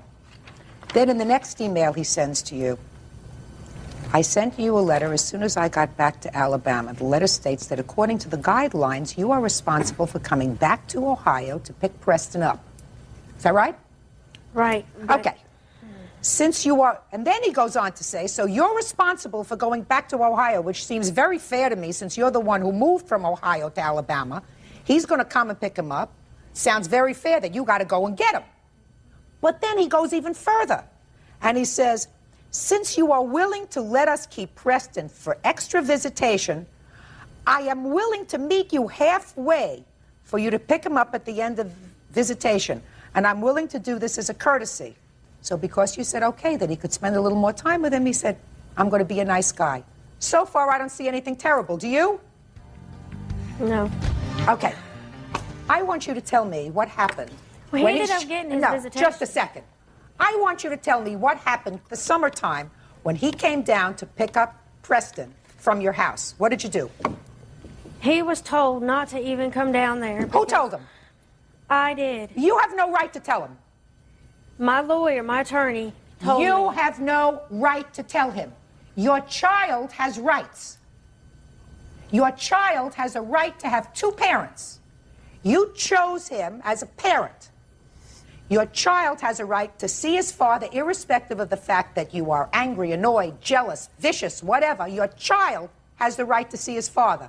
A father who, I might add, was consistent in seeing him before you left. So I'm not talking to you about what your lawyer did. You went to Alabama. You started working immediately to get jurisdiction changed from the state of Ohio to the state of Alabama, which for some bizarre reason you were able to do. Okay. It didn't do it. No, Your Honor. It didn't that went to court and it got denied. Oh, good. So All at least rights were staying in the at least somebody is not asleep at the switch. I want to see. That's another thing, because since the day we got divorced, that's all she says, that she's going to constantly take me back to court. I even got a phone conversation of that on cassette tape. Well, listen to me. She's angry, and maybe somebody hasn't said to her what I'm saying to her, which is, you have a child together. And you know what? You have one child? Right. Your child is going to grow up hating you. When he grows up and he's 8, 9, 10, 11, 12, 13, 14 years old, and he understands that you have impeded his father's right. I have to given... No, you have not. I have given him extra visitation. Ask him. Just a second. Did you give him visitation during the summer? Yes, at the end of the summer, he did end up getting his 5 weeks. Well, Your Honor, I had to get a court order. Just a second. When he drove from Ohio to Alabama, did you give him the child? No, I did not. And then the court said you were wrong and gave him visitation. Is that right? Right. Good. Then you are responsible for the extra trip. Let me see your expenses. Courts should not have to get involved with this. This one here? You're supposed to be a good mother, and a good mother ensures that her I child... am a good mother. No, you are not. If you did not let him take that child when he drove there to take that child out of spite, then you are not being a good parent. You are being a vindictive ex-wife. Well, he There is should a have big never difference. made the trip anyway, because he was told not to come down there, and he went down there anyway. I told him he wasn't going to get the child, and he did it anyway. That's what you did. You told him you're not going to get the child. Why? Was the child going on a camping I was working on vacation? paperwork. You were working on what paperwork? Things that were supposed to go to court. My lawyer was working on some paperwork. You don't get it. You don't get it. Listen, I'm not talking about courts, and I'm not talking about lawyers. I'm talking about being a good mother. Not somebody who is jealous or vicious or vindictive, because I read your papers. And you're pretty angry that he got married right away. And you're pretty angry he had another baby. And you're pretty angry about all those things. And you may have an emotional right to be angry at those things. You have no right to withhold your son from seeing his father. If anything, you're supposed to be more giving, since you were the one who upped and moved from Ohio to Alabama to live with your mother. What's the total amount? It comes up to, what was that, $1,888. $1,000. Go ahead. And now the next case. All parties in the matter of Romine versus Reynolds. Step forward. 22-year-old clerical worker Catherine Romine is suing her former roommate, 22-year-old medical assistant Jessica Reynolds, for unpaid rent and utility bills. Jessica says she's paid more than her share. Miss Romine, Miss Reynolds was a friend of yours. Yes. Since high school? Since high school, yes, 9th grade. And she moved into your home in December of 2003, is that right? Yes. And you claim she moved out, owing you money for rent and some other things. So Miss Reynolds says she owes you nothing. She paid all of the expenses that she should have paid when she was there. When she moved in December of 2003, what kind of arrangement did you have with her? Well, in December, we still had my old roommate, and he was moving out in January 2004. So the agreement in December was for her to pay 1/3 of all utilities and the rent. And thereafter, January 2004 and on, she was supposed to pay half of everything. Okay. Is that correct? Yes. And did she pay 1/3 of the rent and utilities in December? Only 1/3 of the rent in December. And the gas and electric, which was under her name. No, it wasn't under my name until January. Judge Judy continues in a moment. I feel that for all the food that she consumed, the toiletries, the laundry, the expenses, my SDG I don't care what you feel. Listen, I don't care what you feel. I don't listen to me. I don't care what you feel. Real cases, real people. Judge Judy. Catherine Romine says ex-roommate Jessica Reynolds owes for rent and bills. Okay. Did she pay her half in January? Only the rent. How much was your share of the rent, Miss Reynolds? $447.50. What about February? Yes. When did you move out, Miss Reynolds? Weekend of March 1st. Is that right? She moved out February 29th, and she was supposed to move out on March 4th. So she did not pay those 4 days of rent. What 4 days? She had her 3-day notice on February 4th, and she was supposed to move out on March 4th, but she moved out on February 29th, and she did not pay the 4 days of rent that she was supposed to. So you want her to pay the rent for the 4 days into March 4th? Yes, because my witness, Karina Valoni, was supposed to move in right after Jessica moved out, which was March 1st. Yes. But she came into the apartment, and it was still cluttered with Jessica's trash. Step up. Were you taking over as roommate? I was at the time, yes. What's your name? Karina Valoni. Ms. Valoni, describe the room when you saw the room on March 1st. Well, when I walked in, there was a gift bag, like a small gift bag with trash and broken glass in it, and there were various trash items on the floor, and in the bathroom there was normal dirt, but beyond the dirt there were dirty underwear in the bathtub. There were various things in the cupboards. In all of the cupboards there were things. Okay. When did you come back to get your stuff? I put my 30-day notice in February 4th. I left February 4th. I paid my rent and I went to live with my mom. Just a second. Listen to me. When did you get out all of your things? February 29th. So the things that were in the room on March the 1st was discarded trash. Is that what you're telling me? There wasn't. Is that what you're telling me? Yes. The stuff that was there was discarded trash. In a bag. Oh, it's not just a bag. She's described to me not just a bag. She's lying. No, I don't think she's lying. All right, now I understand. And when did you finally clean up the room? She said that she would come back, and she had until the 4th to actually clean it up, and she never came. I tried to come back. We talked about the bills, and I asked her to pay her part of the gas and electric. She called me an F and hung up the phone on me. Okay. And Miss Valoni moved in. She was living there the whole month of February, and she moved her stuff in. She moved her stuff in the weekend that I moved my stuff out. No, I came. Where was I she? would come once in a while. I'm speaking. I can't talk over you. In what room was she staying? In the couch, in the living room, in the room during the week. I don't because know. She lived too far. That doesn't have anything to do with you. You had a room. You didn't empty out your but room. But I did move my stuff out the last weekend of February, and she moved her stuff in already. Okay. She was living there the 4 days. I heard you. What else? I'm also suing her for the return payment from Cox. When she lent me the money, I paid her back about a week later. She lent you some money. You paid her back? Yes. And what was she supposed to do with the money that she was lending you? Pay cable bill for me. She offered. And how much was the cable bill? The cable bill was $315.98. And you paid that cable bill for her? I called and I made a telecheck over the phone transfer, and Cox Cable made a mistake and they didn't debit it out of my account. Okay, so she paid you back, so you owe her $315. I'm speaking. So you owe her $315. Is that right? I feel that for all the food that she consumed, the toiletries, everything that I bought, the laundry, the expenses, my SDG I don't care what you feel. Listen, I don't care what you feel. I don't listen to me. I don't care what you feel. I have a SDG bill here that she never paid part of. How much is that for? It's $450. Show it to her. $80 deposit, which was kept, and $70 for the month of February, which I wasn't living there. Yes? I never disputed not to pay, and I wrote her a letter. Disputed. And how much do you owe her? Half of the bill. And what is that? $100. That doesn't, I'm sorry, but that thing says $70. Just a second. $80 deposit. Listen to me. Sit down. It doesn't say that on there. $80 deposit. I had to pay $80 deposit your to open purpose. it. I had to give an $80 deposit. Then you should get it back. I can't get it back because it's for the month of January and February. They took that back. And this is the remainder of what's owed from January and February. And which also carpet cleaning, I paid $55 for because when I moved in, the carpet was completely filthy and disgusting. Listen to me. I'm not your mother. I'm not your mother, I'm not her mother, and I have absolutely no intention of being the monitor over your $15 bills. She owes you for the 4 days through March 4th. Yes. I absolutely agree that she does. And she owes you the $315 that was not debited from her account, for which you reimbursed her for your cable bill, and $35, which is your share of the utility bill, $340. Judgment for the plaintiff. That's all. Step out. Parties are excused. You may step out. 5:17 on the calendar in the matter of Sheindlin versus Greaves. Parties have been sworn in, Judge. You may be seated. Folks, have seats, please. All right, along with Mrs. Sheindlin and Mrs. Greaves, I'd like their two daughters up here, please. Tell me your first name. Camelia. And yours? Chelsea.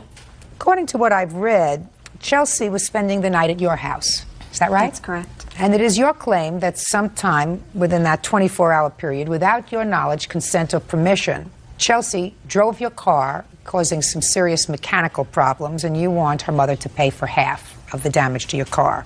That's correct. Mrs. Greaves says that she would pay for some of the damage initially. Then the bill came in, and it was a substantial amount of money, and she thinks that your daughter is primarily responsible for what happened with the car, so she's balking at the bill. That's correct. Okay. So, Camelia, what date was this when you used your mother's car? It was, oh my gosh, I think it was October 26th or something. Or not October 26th, December. Well, October to December. We're not even in the same month. I know it's the same night of our winter formal, I know that. Winter formal? Yes. When was the winter formal? In what month? Think. December. There you go. I knew by the process of deduction we would get somewhere. Ms. Sheindlin, what was the date in December? The winter formal was January 11th. That was a Saturday. Had both of you girls gone to the winter formal? Mm-hmm. Yes. Now tell me what happened with your mother's car. Well, it was that morning.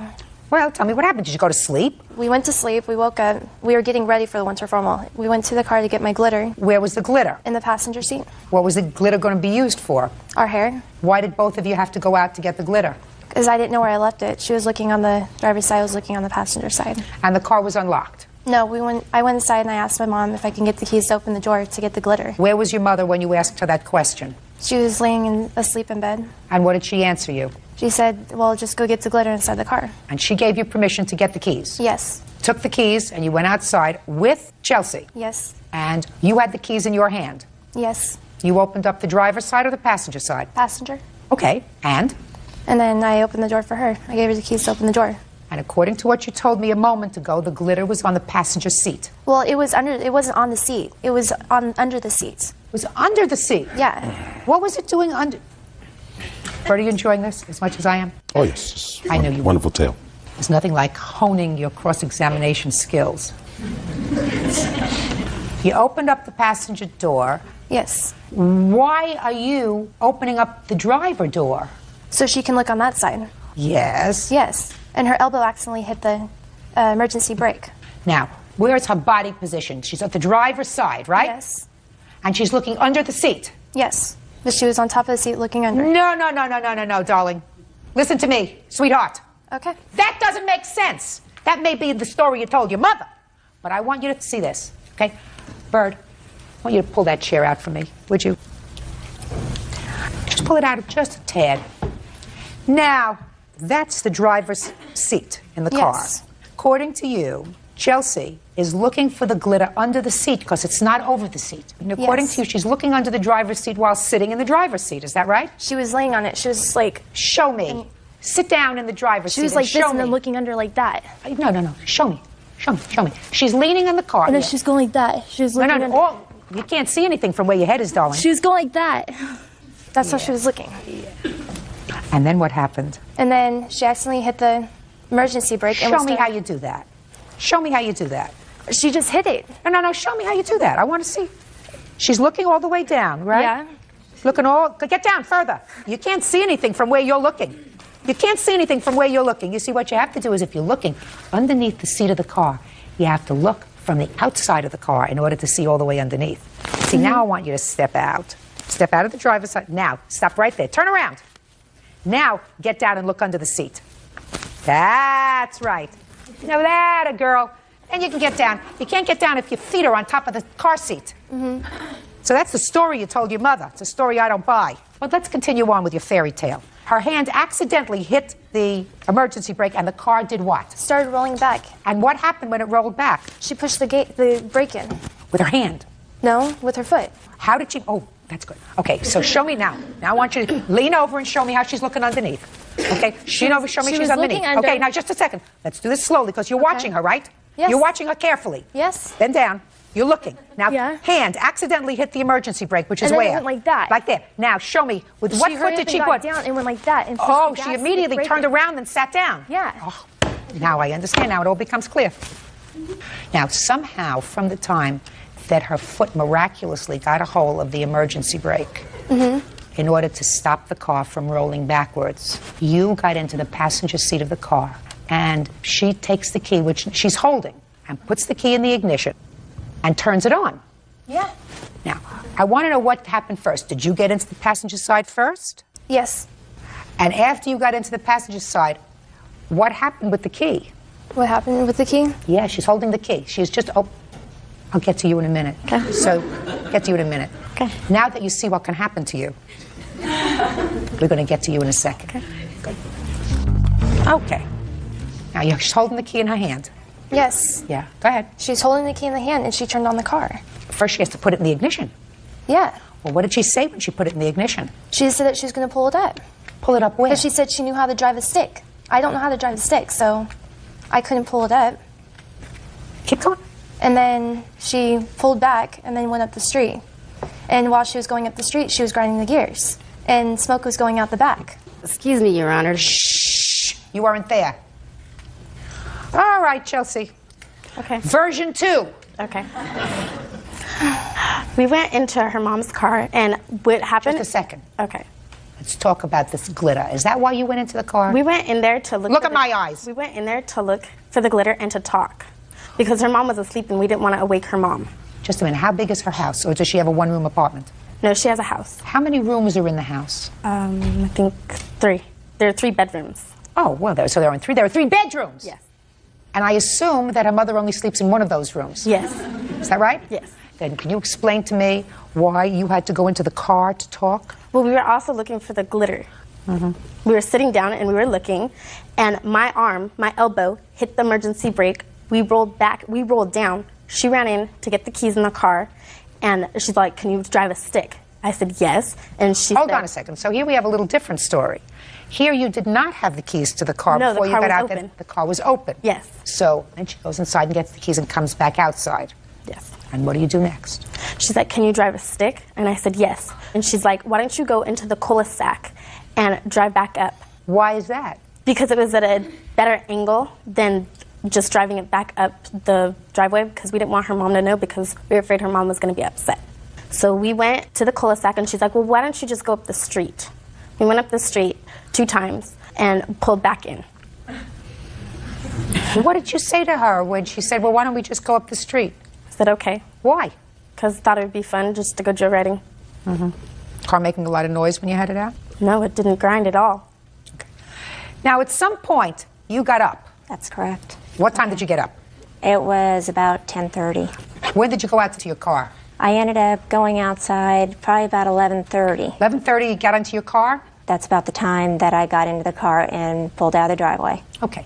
Where were you going? I had to go pick my nephew up from school. And where is that? That's about 2 miles from my house. So you drove 2 miles there and 2 miles back, is that right? That is correct. Okay. So when you got home and you sensed that something wasn't right with your car, what did you do? I immediately confronted Camellia and Chelsea. And what did they tell you? They proceeded to deny to me that they knew anything was wrong with the car. And then Chelsea told me that her elbow hit the emergency brake, and They gave you this baloney story about the elbow hitting emergency brake. and they miraculously pushed the car back up into the driveway. Okay, but that wasn't true because they actually drove the car. I found out later that evening that they did. Did you have the car fixed? Yes, I did. And how much did it cost you to have it fixed? A total of $1,877.50. And I have see? invoices here. Can I see it, please? Yes. You don't think that she should pay that whole amount, I assume. That is correct. We initially agreed to split the costs when I spoke to Sandra. But And that then was for the clutch. And I was willing to pay for 2/3 of the clutch because of Chelsea's participation in their joyride, but... You're not responsible for 2/3 of the clutch. Listen, I don't even think that you're responsible for half, but I do think that you're responsible for a portion of this bill. I'm going to tell you why you're responsible for more. Because her daughter was an invited guest at your house. And what you're supposed to do, and you're supposed to be vigilant about, is when you have teenagers in your house, you are supposed to make sure that they can't get their hands on your car keys. That's your responsibility. According to your daughter, you gave her permission to have control of your car. That's according to your daughter, right? Mm-hmm. Can I also raise a point? Sure. I was up till about 3 o'clock in the morning when she had stayed the night also, because I try to be a good role model parent to keep an eye on teenagers, because I don't know what they have in mind. You're absolutely right. You never can tell. Judge Judy continues in a moment. And later today, My other brother who I was in business with, who my mother talked to me into going into business with this brother. How old are you? Old enough to know better. So don't blame anybody else for your mistakes. I want to hear about the $3,000. real cases, real people. Judge Judy. Delinda Shubin claims her car was damaged by her daughter's friend, 14-year-old Chelsea Greaves. Chelsea says Delinda's daughter, 15-year-old Camellia, is also to blame. Okay. All I'm telling you is it was your responsibility to be vigilant and to make sure that these two girls couldn't get their hands on your car keys, because if something had happened to her daughter, you would have been responsible. Now, that doesn't let you off the hook totally, because you knew you were doing the wrong thing, right? Yes. And I have to attempt to earmark responsibility, because certainly the one who's going to suffer is your mother. Not her fault, right? You didn't have any money. How old are you? 14. So you didn't have any money. The one who's going to suffer is your mother. Now, she had no responsibility whatsoever. She assumes that if her daughter is staying over at somebody else's house, the other adult responsible is going to make certain that their kids can't get into trouble or can't get hurt. But unfortunately, you are partially responsible. And I think you're a third responsible. I think you're a third responsible, and I think you're a third responsible, and I think you're a third responsible. Because I don't think that your mother should be half responsible when the plaintiff was in a position to say to her daughter, you can't have my car keys. You want to go looking for glitter? I'll go look for the glitter with you. I'm not giving you the keys to the car. Judgment for the plaintiff in the amount of $600, which is 1/3 of the damage. That's all. Always are excused. You may step out. They didn't feel they were responsible at all. I just don't think that she caused the problem. Actually, I never asked her to take it around the block. I was wrong, and I really wish I could take it back because I wouldn't do it. And no, I'm never going joyriding ever again. And now the next case. All parties in the matter of Jacobson versus Cole. Step forward, please. Aaron Jacobson is suing his sister, flight attendant Kelly Cole, for an unpaid loan to pay her bills. Kelly says she assumed the money was a gift. Mr. Jacobson, you claim a loan to the defendant who's your sister, Yes. not $3,000. Your sister acknowledges that you gave her $3,000, but your sister says it wasn't a loan, it was a gift. When did you make this loan? In April. Tell me about it. My partner had passed away in March, and I hadn't really seen my sister since 2000. And when he passed away, she showed up at the wake. Then after that, there has been a couple of times that I had talked to her sporadically on the phone, and she had told me that, you know, her roommate had gave her some bad checks and that she was in need of some cash. So I asked her how much would be the minimum that she would need to pay her car payments, the child care for her daughter, and her utility bills. And she said $3,000. So I told her that I could probably swing that. And when you handed her the money, what kind of conversation did you have? Well, I told her that I could loan her the money and I needed it to be repaid, but I told her I would loan it to her at a 0% interest, you know, because she was in need. Why didn't you speak to your sister for the 2-year period between 2000 and 2000? My sister and my brother were in business together, and he had gotten hurt. So then when he was in the hospital, my sister sort of just swung in, and she wanted to take over the business. And in that time, they were behind on all their bills. So then my mom got involved into it. Then she started running the business with my brother, and then my sister was out of it. So there was a big family dispute over the whole entire mess. Did you ask your sister back for this money? Yes. When? Every month. What did she say? She would show me a stack of bills, and she says, I don't have any to give to you. And in August, she just blew up and was like yelling and using foul language. And then she told me that I should have told you months ago that I was not ever going to pay you. All right, Ms. Cole, let's hear your version of these events. Where would you like me to start?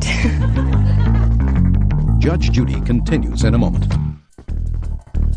Now, I would like you to start on the 29th of April when your brother handed you $3,000. April. Yes. Okay, let's start at April. Okay, he gave me the $3,000. I had driven out there. I had not spoken to either one of them for over a year, not because my brother was hurt. My other brother, who I was in business with, who my mother talked me into going into business with this brother. How old are you? Old enough to know better. So don't blame anybody else for your mistakes. I want to hear about the $3,000. Okay, the $3,000. Your brother gave you $3,000 because you said you were behind on your bills. Why didn't you pay him back? Because I assumed that it was a gift, because I didn't find out until 2 weeks later from my Aunt Carol, who had gone to a picnic with them. She came back to me, she goes, Kelly, do you know that gift that your brother gave you was a loan? Listen to me, I'm not interested in what somebody said to you outside of this courtroom. Yes. I want to know why, in your mind, you think that this brother, who you weren't in business with, would give you $3,000. Because he and my mother went into the company after my brother was stabbed and took the company, went into bank accounts, took money, back-charged my account, which put me $27,000 in debt, and turned around and deposited into their new DBA account. They took over the business. Both of them. Miss Cole, I think that you have a persecution complex. So far, you have two brothers and a mother. You're not talking to your mother, this brother, or your other brother, because everybody is trying to scam you. Is Not that right? everybody's trying. They've always done it. Is there any particular reason for that? Because I was very close to my grandmother. Oh, you are a very sick girl. You owe your brother $3,000. Pay it. Judgment for the plaintiff. That's all. All these are excused. You may step out. Versus Kennedy. Thank you. You're welcome, Judge. Parties have been sworn in. You may be seated. Have a seat, please. How old are you? 13. Is your mother? Yes. And your father? Yes. You can wait outside.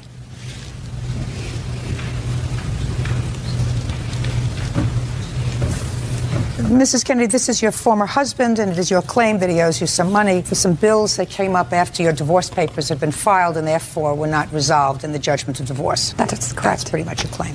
Your husband says that these bills that you're asking for are petty that he took care of the home and the children for 4 months after you left with absolutely no support from you, and the least you could do is pay for the electric. That's correct. When did the two of you separate? We separated in August of 2005. And I gather from what Mr. Kennedy says that you left the home. I didn't leave the home until the sale of the home, which was in April of 2006. In August 2005, were you living together? Yes. In September of 2005, were you living together? Correct. Mr. Kennedy, you said your wife left. When did she leave? April 2006. When she left in April of 2006, where were the children? With me. For how long? Until July, I believe it was 19th of 2006. And where were you? I had moved to a different residence approximately 4 blocks away with my 2 oldest children from a previous relationship. And you were there with 4 children? 3. 3. How old were they? Now they're 13, 9, and 7. And who do they live with now? They live with Carrie now. Is that by agreement? Yes. And you pay child support? I do. How much? Roughly $600 a month. Is that correct? That is correct. However, Your Honor, he wasn't paying child support until ordered by a judge and until his wages were garnished. For almost a year and a half, he did not pay child support. Is that right, sir? Correct. I wasn't working at the time. I don't care. That's irrelevant to me. And I'm sure it was irrelevant to the court that you weren't working. Why weren't you working? I guess I just couldn't find a job. When you have 3 children, you find a job. You're an intelligent man, you know that. Okay, so then I'm less sympathetic with you, Mr. Kennedy. You see, I was getting sympathetic because if Mrs. Kennedy leaves and she leaves you with 3 children and she sends you no child support, I sort of feel as if $1,100 is pennies under those circumstances. But if you didn't pay any child support for over a year because you decided not to work, that's a lot longer than 3.5 months. Correct, but I would pick up the children throughout the week, provide for them what I could. When I had a job, I'd give her half of whatever I made. And you mean at the times when you weren't providing them with support and she was taking care of 5 children, she was supposed to say to the kids, we're not eating lunch today because Dad's not working and whatever I do. Do you work? I do work, Your Honor. What kind of work do you do? I work for promotions department. I organize events through the county. Same job for how long? Almost a year and a half. Okay. When you left in April of 2006, according to your complaint, he was supposed to take the electric bill out of your name. Correct. Is that your agreement? That is correct. Well, that's what she's stuck with. She's stuck with that bill. That's what she's asking you for. Initially, it was supposed to come to me. And I had contacted the electric company, told them I'd have to make payments on that. That wasn't good enough for them, so they decided to tack it onto her bill at her new house. So then you owe, just a second, so you owe her that money. How much does he owe you for the electric? $699.99, and that's not exactly how it went. He stayed in the house that we once shared, rented it from the new owner, couldn't continue paying the rent on it, and left. Moved in with a friend, left no forwarding address, and to my understanding made no contact to the electric company to get the bill resolved. And that's how it got transferred to me. Fine, $699.99. It's yours. Let's go on to the income taxes, which is a far more interesting subject. Go ahead. Income taxes. These are from the year of 2003 when Kevin was employed full-time and I was the stay-at-home mom. Apparently when he was unemployed after we separated, I don't know if the state of California had tried to make contact with him, but they couldn't find him. They found me because I was working. Can I see the tax bill? You know about this tax bill, Mr. Kennedy? Through my ex-wife, I do. And? When I moved from the house that we shared, I had all my mail forwarded. I'm not talking about the forwarding mail. I'm talking about this tax bill. It was money that clearly you were working full-time, correct? Correct. She was not employed outside of the home. When we were together, no. Did you owe child support for other children? No. Her records show an outstanding child support obligation that has priority over your personal income tax liability. Your Honor, I believe that's for the current child support he's owing back. I see. The balance due here is $342.55. Did you pay it? It's being garnished for my wages. Show this to him, please. Have you ever seen that document? I haven't read it. I just heard about it from her. And he was given that information. He said he tried to make contact with them, but was on hold for too long. I had my mail forwarded to a P.O. box. If they wanted to find me, they could have found me. Maybe they did find you. Maybe you took it and threw it in the garbage. How do I know? It's your responsibility. Why didn't you pay it? Because I didn't have the $300 and some to pay her. Well, who are you living with now? I live with some friends. That's not a good enough answer for me. Who do you live with now? The names of the people that you live with. Joshua and Tina. I think their last name is something like that. How long have you lived with them? 4 months. Are they a couple? Yes. You could. Yeah. You know, why bother to get into it with you? You owe her $1,100, Mr. Kennedy. When you have 3 children, you can't afford to be unemployed unless you are mentally or physically unable to work, neither of which appears to be so in your case. So you have 3 children, you have to do whatever you can do. You get a hack license, you drive a cab, you pick up cans, you go to work for the Parks Department. You can't take the day off. Judge Judy continues in a moment. Since July of 2006, he's lived with 5 different people. Sounds as if he's not doing too well. He's not, Your Honor. And later today, They signed a lease. They signed a lease that I was not aware of. What difference does it make? That was your agreement with her. She's not your mother. Why would she make your mortgage payment? Thick.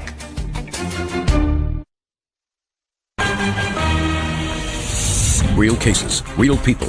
Judge Judy. Carrie Kennedy says her ex-husband, Kevin Kennedy, owes for an electric bill, a cell phone bill, and for taxes from the state. Okay. Now, did you get half the money from the house that was sold? I did. How much did you get? I believe it was $32,000 or $36,000. And how much did you get? Approximately 20. 20. That's incorrect, Your Honor. It was split right down the middle. You got half, I got half. Why would she get more than you? I agreed to give her more than I got because she was moving into a new place. And she complained to me that splitting it right down the middle wouldn't be fair to her. Does that sound right? He would not allow me to take anything out of the home that we had in the house, except for any personal items. He kept the refrigerators, the computers, TVs, everything else. I didn't get any of that until I took possession of the children in July of 2006 because he had nowhere to move and had to move in with his girlfriend. Since July of 2006, he's lived with, I'm approximating 5 different people. Sounds as if he's not doing too well. He's not, Your Honor, and it's just incredibly sad that my oldest daughter has had to move back home with me to help me pay the bills. Judge for the plaintiff in the amount of $1,100. That's all. Thank you. All these are excused. You may step out. This money has been long owed to me, and I'm just glad it's done and over with. I just hope there's no other bills that pop up that I have to be taken to court for. I think this is going to be a never-ending battle. I'm just ready to go home. And now the next case. All parties in the matter of Smith versus Edwards. Step forward. Real estate agent Chavez Smith is suing her former friend and client, Erica Edwards, for a loan to pay her mortgage payments. All right, well, this is one of those little complicated cases that Bert and I are going to try to figure out together. Miss Smith, you and Miss Edwards were friends. By the way, are you a licensed realtor? Yes, I am. In what state? California. According to your complaint, Miss Edwards wanted to sell her home. Yes. And you had initially found a buyer, but that deal fell through. Yes, ma'am. So you and Miss Edwards entered into this rather convoluted arrangement. Yes. Whereby you would make the mortgage payments on her home. Yes. While you were trying to find a purchaser. Yes. You might also rent the house while you were looking for a purchaser. Yes. And Miss Edwards would be out from under the problem of the mortgage, and she could go and live elsewhere. So far, is that about right?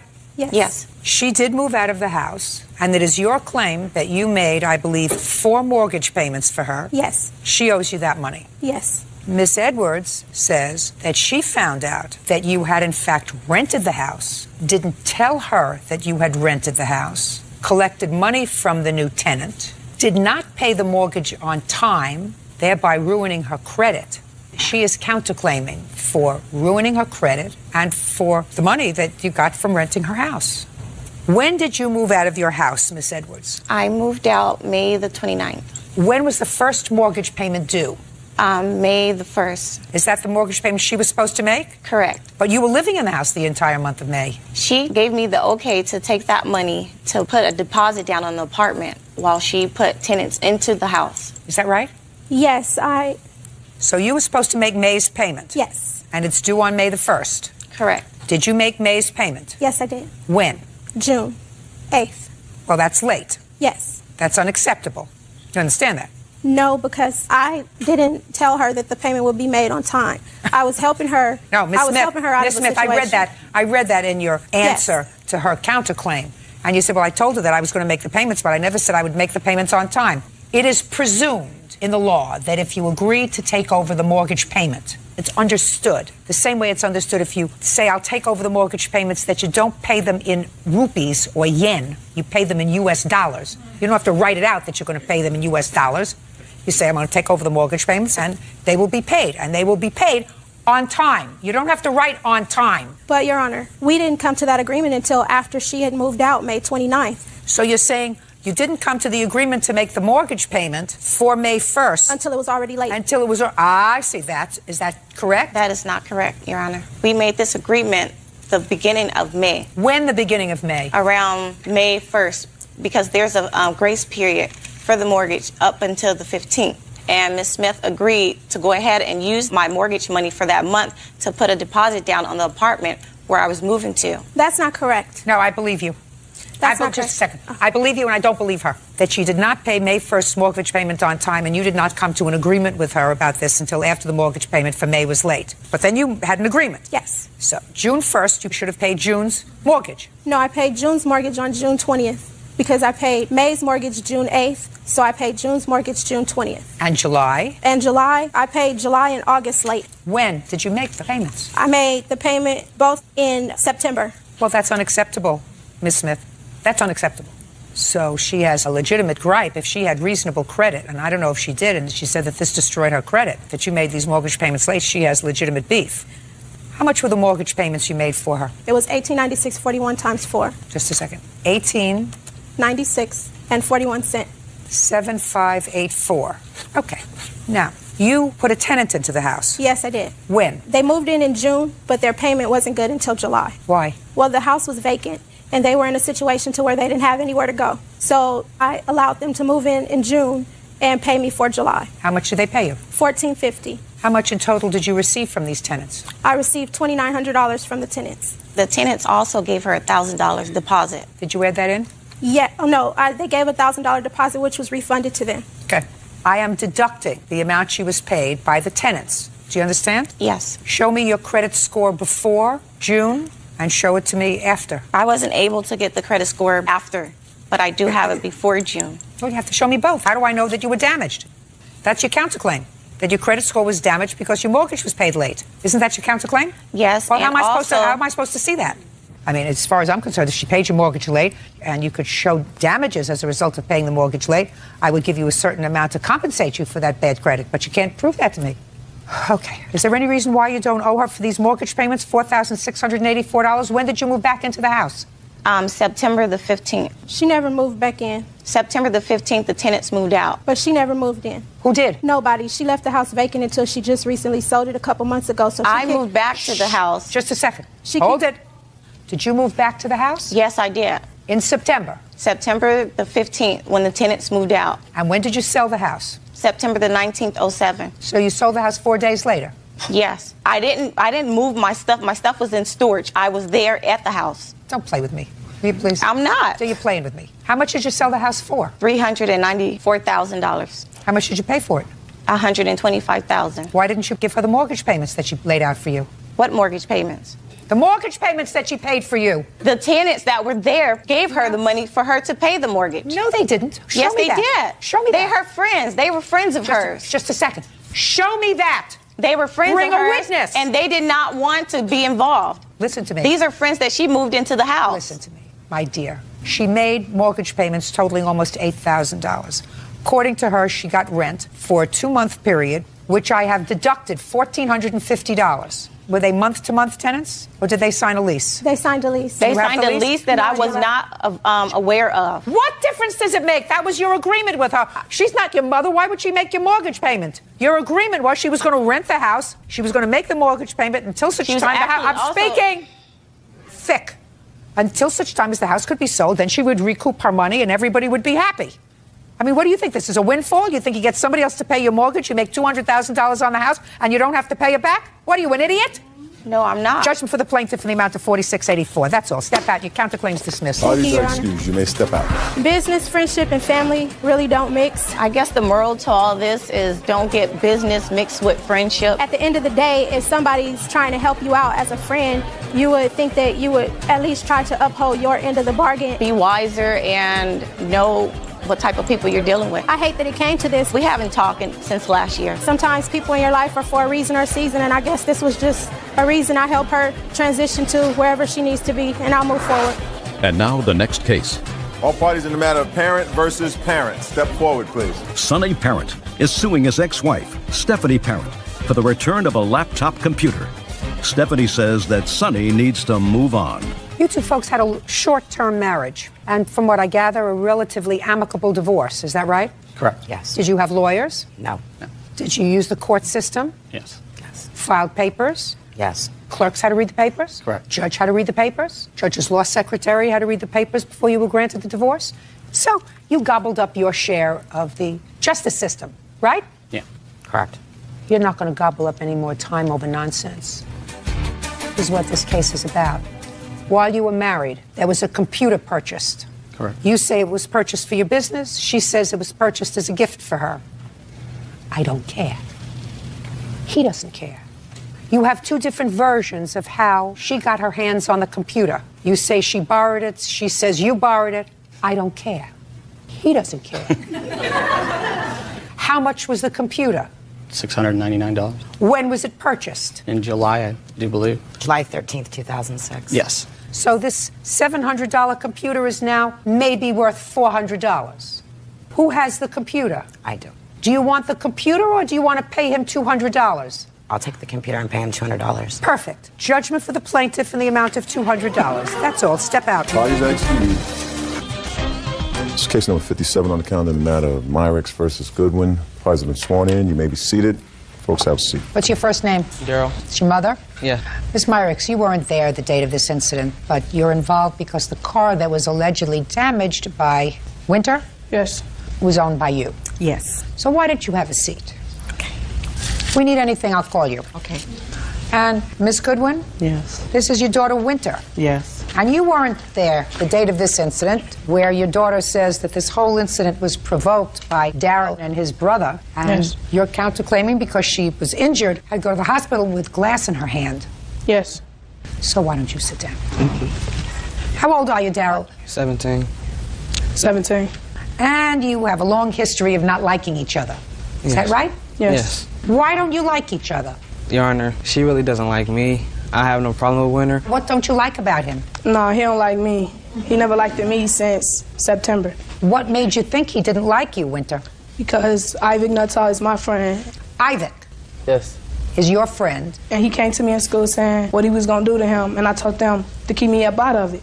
And so that's how I got involved, because of his brother. Oy. All right. Now I want you to tell me, Daryl, what happened on April 9th? Okay, Your Honor, Friday, me and my friend Katrina, who lives out there, we had made plans to go to the bowling alley on Saturday, and we were on our way to pick him up. As I was entering the entrance to my friend Katrina's house, Winter, along with Ivik and others, were blocking the entrance. Had you spoken to any of these people that day? No. And I rolled down my window politely, and I said, Winter, could you please move off the street? Politely? Yes, politely, because that's what type of person I am. I'm a polite person. And she started cursing me out like, MF, you have no business being out here.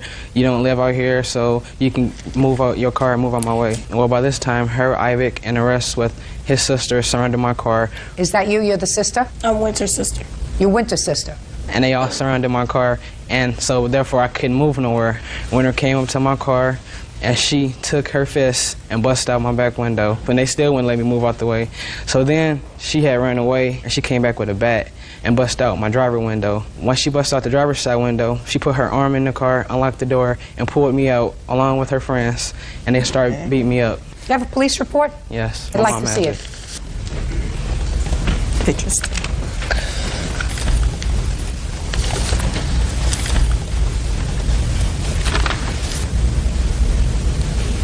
Okay. Now I'll hear you, Miss Goodwin. All right. On April 9th, Daryl and his friend Brente called us and told us to meet them up at the bowling alley. So about 6 to 8 o'clock, they kept playing on the phone. Who were they calling? They was calling me and my friend Ivik, my witness Ivik. Okay. We went to my house at 8 o'clock to ask my mom could we go to a party on Hobart Street. She said yeah if we took my little sister Raven. So then we walked back to Ivik's house. They was parked in the front. They came out. Then Daryl rushed Ivik. So then after that, his brother Roy hit me on the side of my face. Then that's when I turned around and hit him. And then after that, we got to fighting. He pushed me into the window. I was forced into that window. Just a second. So then that's how my hand got injured. That's not what the witness says. Okay. The police report from a witness who was at the scene, that was one of your friends that the police officer spoke to, says the female, that's you, took the bat from the male, threw it under a car. The female then tried to punch the male, but hit the driver passenger window and shattered the window. That's not what happened, Your Honor. We never talked to the police until he got to the hospital. Not you. I'm not talking about you. Me or my witness. Well, there were a lot of people out there. We never talked to the police, Your Honor. So the police is lying? Yes, he is.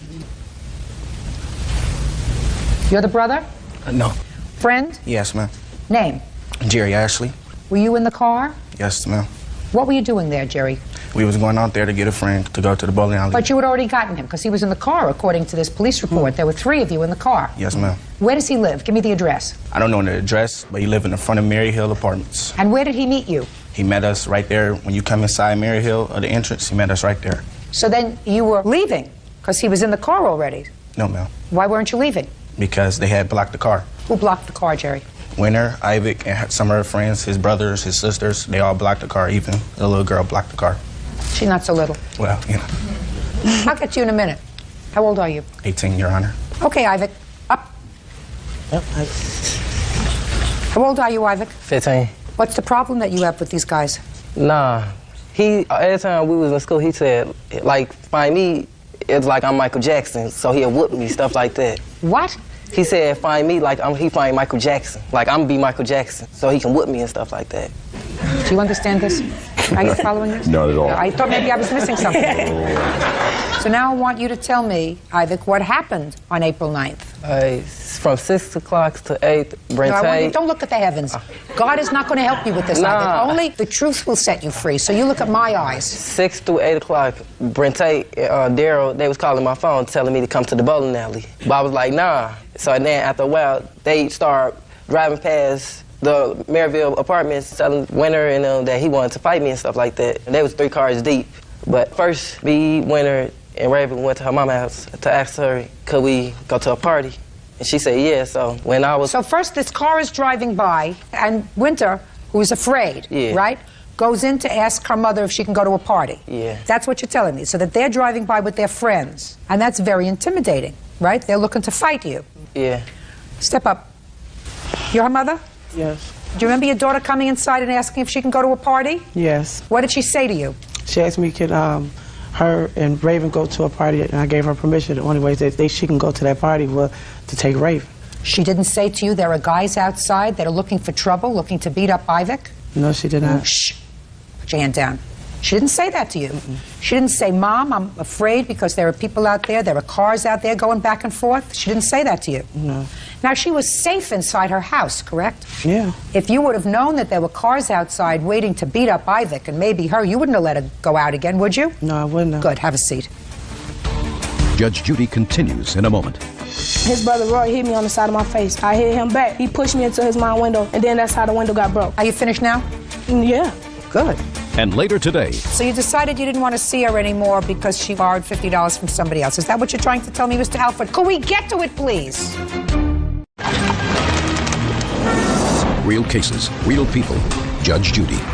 Daryl Myricks claims his former classmate, Winter Goodwin, punched out his car window. Winter claims Daryl's brother pushed her into the car. She is countersuing for medical bills. Winter. Yes, Your Honor. This is what you swore to. On April 9th at around 6 o'clock, Daryl's friend, not Daryl, Daryl's friend called me and told Ivik and me to come to the neighborhood bowling alley because Daryl wanted to fight Ivik. That's what you wrote. I told his friend that Daryl knew where we were if he wanted to fight. For the next 2 hours, Daryl and a car of 5 of his friends circled the streets of my neighborhood. They were screaming obscenities and trying to instigate a fight. Ivik and I ignored them. Around 8 o'clock, I went across the street to talk to my mom. When I crossed the street back to Ivik's house, Daryl was parked on the street with 2 carloads of his friends. They were just sitting there stalking Ivik's house. I went inside and got Ivik with the intention of ignoring Daryl and his friends and going to a party. That's what you wrote. I know what I wrote. But that's not what you're telling me. That is what I'm telling you. You didn't even let me finish my story. I'll let you finish your story. I'm at your mother's house when you went inside to ask her if you could go to a party, despite the fact that a couple of hours before, a guy had said he's coming over to the house, he was going to fight you because you invited him over. He said, you want to fight? You know where we are. Come on over. And you say for the next 2 hours, the cars went back and forth stalking Ivik's house. Then you went inside and asked your mother if you could go to a party. Nowhere did you tell your mother that there was a problem. And I find that hard to understand, Winter. Well, I didn't tell her what happened because they weren't even supposed to be out there. We was about to get in the car and leave. So then I tried to go in his house to get his mom. His brother Roy hit me on the side of my face. I hit him back. We got to fighting. He pushed me into his mom's window, and then that's when I lost my balance. And then that's how the window got broke. Are you finished now? Yeah. Good. Did you see how the back window got broken? Yes, Your Honor. How did the back window get broken? By Winter hand. And how did the side window get broken? By the bat that Winter had, Your Honor. Where did the bat come from? After they did all that, she fled away from the accident and then came back with the bat. Did you ever have the bat in your car? No, Your Honor.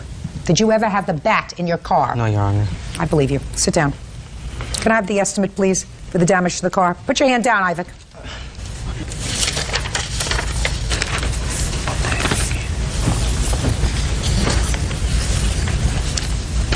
Did you have it fixed? Yes, ma'am. Could you step up, please? Would you tell me how much it cost you to fix both windows?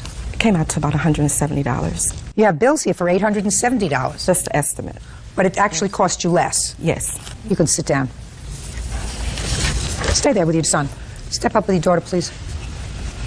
This young man did not hurt your hand. You hurt your own hand. No, I didn't, Your Honor. Sure you did. His brother pushed me. You have no lawsuit against his brother here today. You're suing him for your medical bills. And that's not what your friends say happened to your hand. What your friends say happened to your hand is you went to punch somebody, they probably moved out of the way, and you punched the car window instead. That's what your friends say happened. So your counterclaim's dismissed. You owe him $170 to fix the window. I believe him. That's all. Parties are excused. May step out. This child is not even in school. She's expelled from school. She doesn't go to school at all, period. And she's a troublemaker. I was expelled from school, and that's because somebody spit on me. I'm just happy that this situation is over so I can move on. If it was just an accident, then someone pushing her through the car window, I don't feel that I was responsible for the car window. When a child is not being taught at home, it reflects on the parent. And now the next case. All parties in the matter of Alfred versus Griffin.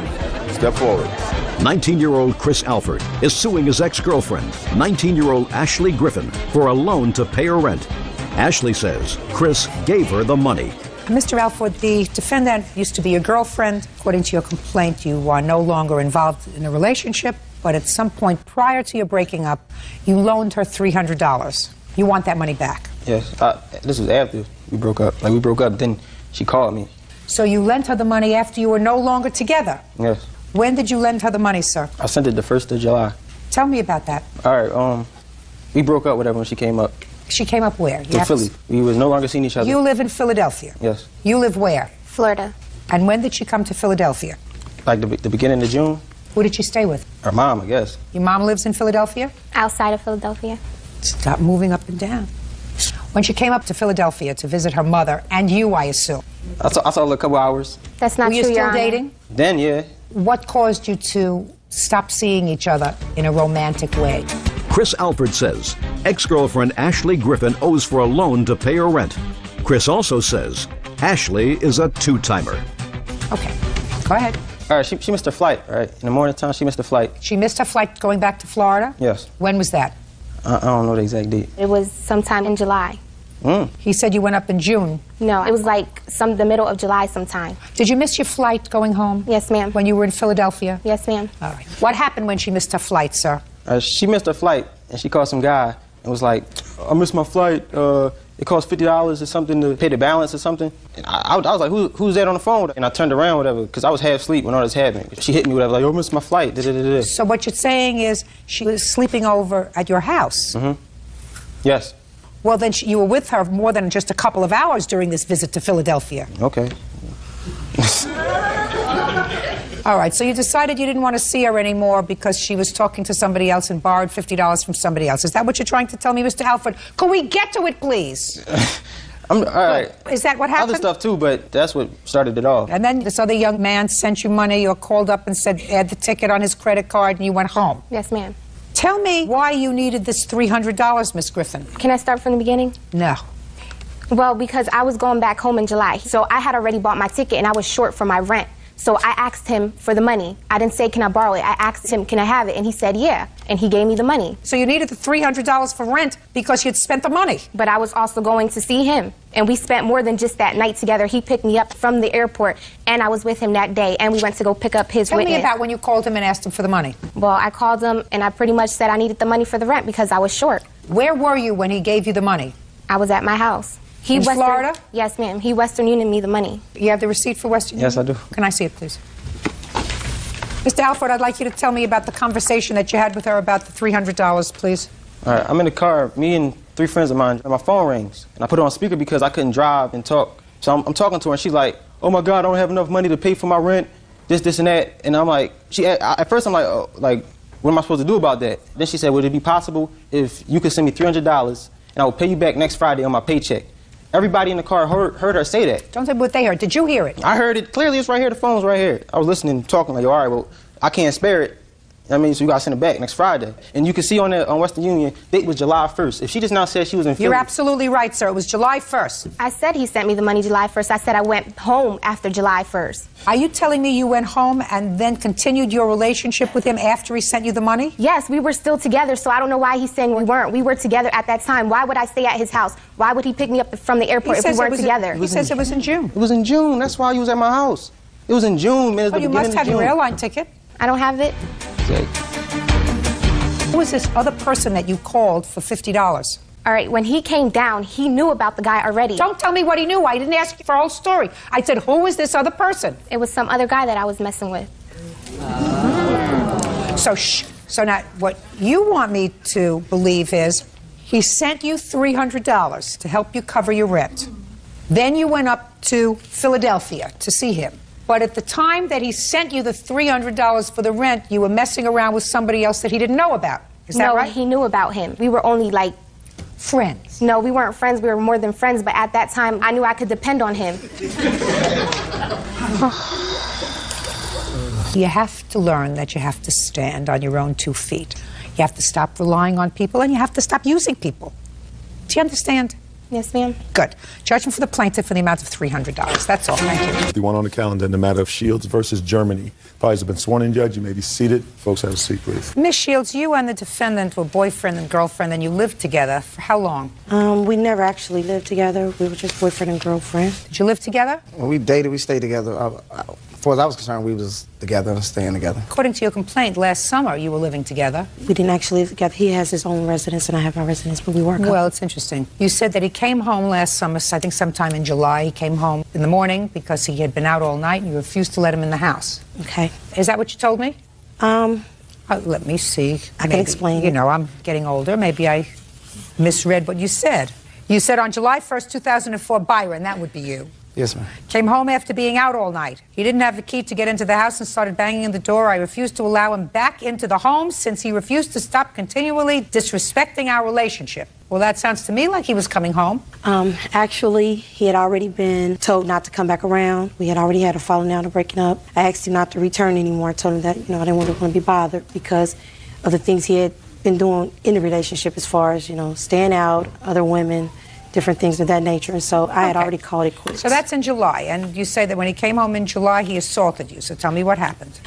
He arrived at the house. It was early morning. Him and his friend had pulled up from somewhere, and he was knocking on the door, sitting through the door, opened the door, that he wanted to talk, and I explained to him that, there was no need for him to be there because I wasn't going to open the door and I wasn't going to talk to him, so he needed to leave. He got irate and started, pushing on the screen door, yanking at things, just out of control. And so, I continued to let him know that the door wasn't coming open. He needed to leave or I was going to call the police. So he ran around to the side of the house and he got the garage door open. He kicked it in. He came into the garage. There's another door that allows you to come into the house. He must have got a hold of something in the garage and pried. Whatever, he got into the house. No, he didn't get into the house that way. Did he get into the house some way? I want him in the house already. Yes, ma'am, he came. I have other things to do today. Okay, I'm sorry. He came around the front. And he yanked the screen door open. He kicked the front door and he came in and he assaulted me. Well, tell me what happened when he kicked the door in. When he kicked the door in, he started grabbing at me and started fighting me and he punched me in my mouth. He hit you in the face? Yes, ma'am, he did. And then what happened? I had already called the police, was bleeding. Police got there. He told the story that I hit him with a glass. So therefore they said that, if it's a dispute between both of you guys are saying that you each assaulted each other so you both could go to jail. I wasn't really prepared to go to jail. I wanted him to leave, and at that time I just asked them to make him leave, and they did. My mother was going to escort me to the hospital up the street, and they made sure that the situation was calm down. So you went to the hospital. What happened at the hospital? Went to the hospital, was there for a little bit. They got me back and started to, stitch up my lip and everything. How many stitches did you have? I got 6 stitches. You have a bill from the hospital? Yes. I'd like to see it. Let me just give her Dr. bills and everything.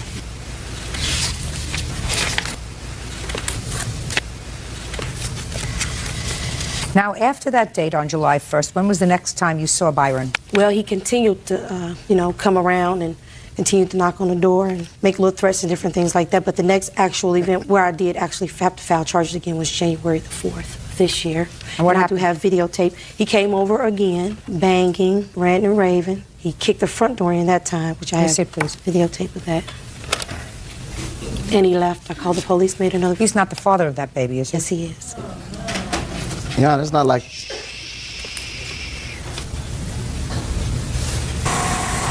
This is just a videotape of today, January 4th, 2005, where he's been kicking at my door.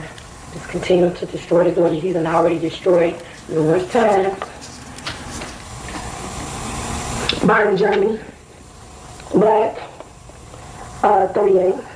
About 180 some pounds. So he drove off. Just kicked the door, just kicked it all apart. And he kicked my window, trying to kick my window out, but he kicked the screen. Broke the screen door. He couldn't get in the door, he just tried to kick. He just keep destroying the property. Just keep destroying it. When was the last time you had sexual relations with the defendant? Not since the first incident. We haven't really been communicating. You mean not since July 1st? Mm-hmm. Now, you told me before you started that you had already told him not to come around. Was that before or after you became pregnant? I guess it was around about that time. It was all pretty close together, things are just spinning out of hand at that time. Yeah, and I was there the day before that. Oh, yeah, I know you were. And then you took off and you stayed out all night. We went to the casino. So? When we go to the casino, your phone doesn't work in there. And apparently, I guess she was trying to call me and she didn't get through. Well, when did you tell her that? Upset. Shh, listen to me. The casino 24 hours. Am I speaking to you? When did you tell your girlfriend that you were going to be out all night and you wouldn't be coming home? I didn't think I had to report to her. She knew I was with him and we were going to go do a couple things. You picked him, my friend. Yeah. That same thing I tell him? And it's a pattern. Just a second. Do you and I have to have a... Okay. Ask him to come up here, would you, please? Step up. Right here. I run this show. Do you understand? You don't speak until I speak to you. If I ask to speak to you, you'll stand up there, you'll tell me your name, you'll answer questions that I ask you. Other than that, I don't want to hear from you. We understand each other? Mm-hmm. Yes. Perfect. Yana, when she goes places, she don't call me and say, hey, this is what I'm doing. I mean, she does it, and when she gets back... Well, let me ask you this question, Sir Lancelot. How would you feel if she went out with her friends, or with whomever, and stayed out until 8 o'clock in the morning, didn't call you, and you were home all night waiting for her to come home? I didn't stay after 8 o'clock. I'm asking you a question. This is my story. I'm allowed to make up the facts in my story. How would you feel if your girlfriend, who you were expecting to come home, stayed out all night and traipsed in at 8, 9 o'clock in the morning? How would you feel? I mean, I'll probably be a little upset, but I mean... Ooh! You'd probably be a little upset, Byron. I would double lock the doors and block your phone numbers out from the phone so you can't call or get in. Well, that should have told you something, my dear. She didn't want to hear from you. She didn't want to see you. She was really annoyed. Judge Judy continues in a moment. Your friend says, what am I going to be friendly with him for? He's an idiot. Right. See? You knew you'd come in handy. Real cases, real people. Judge Judy. Regina Shields says ex-boyfriend Byron Germany kicked in her front door and split her lip. Byron claims Regina injured herself when she swung a cup at him. Byron, you can't give her a fat lip, my dear. I didn't hit her in the lip. She hit me with the cup, and then on a moment... Where did she hit you with a cup? On my elbow. What bone did she break? She didn't break no, she swole my elbow out to there. Oh. But when, the police took forever getting there, but when the police did come there, I told her I wasn't trying to press no charges. Well, how did her lip get split? Well, her lip got split when she was swinging the cup. She hit her own self with the cup. And I was pushing her back, and I think when I hit her hand, it hit back and hit her lip. I know it sounds wild, but that's what happened. It's possible. And it all wouldn't have happened if you hadn't kicked in the door. I didn't kick in the door, I pushed it open. Pushed it in, kicked it, shh. Pushed it, kicked it. It all wouldn't have happened if you just went home, let her cool off, go back to the casino, lose another couple of bucks. You could have done a whole bunch of things instead of pushing in the door. When she gets angry like that, she stay like that for some days. Then what you do is you stay away for a few days. But I had something in the house I needed to get. And I had some money in there. I wanted to get my money in. Then I was going to go and let her do her routine where she'd be hot for a week or two. Now, what about this video that I just saw of you driving back and forth and then leaving the house? I wasn't driving back and forth. I was backing out. Okay, you were backing out. Why were you there? It's my house. It's my place. How long has it been since you lived there? Byron! How long has it been since you lived there? I'm with her 24/7 there. I'm just off and on. I'm talking about January. That was, I think that was July on the video. What's the date on that? January 4th. Oh yeah, I remember now. Yeah, I forgot. So many incidents. You don't understand, y'all. There's so many incidents. I can't remember it. What were you doing there? I think that day, I think I didn't answer my phone. I remember right. And I was trying to call, and she put me on the block and other stuff. And then when you pull up to the door, we got a little surveillance, and she likes to talk through the camera to you, and it irritates you because you're standing there and can't get in your own place. I got a restraining order. I see it. Yeah. Here's the protection order. That was for what I had to file on the 4th of January, and I actually did have them charge him for kicking the door down that time. That restraining order is dismissed. That was from the first incident. This one is dated the 4th of January, 2005. It was filed. What, is that the restraining order? That's the complaint. The complaint, yeah. Mm-hmm. She doesn't want you around anymore, Byron. I mean, I don't have no problem with it. Like I said, my lease is up. When was the last time he lived there? It's been before the first incident. Before July? Yes. Okay, and he hasn't been living there since July? Yeah, I've been there off and on. I've been there. What do you mean off and on? You've been there? I'll come, she'll get mad, and I'll go. I mean, I don't have no problem. Byron, really, unless you want to spend a lot of time in jail, you should stay away from her.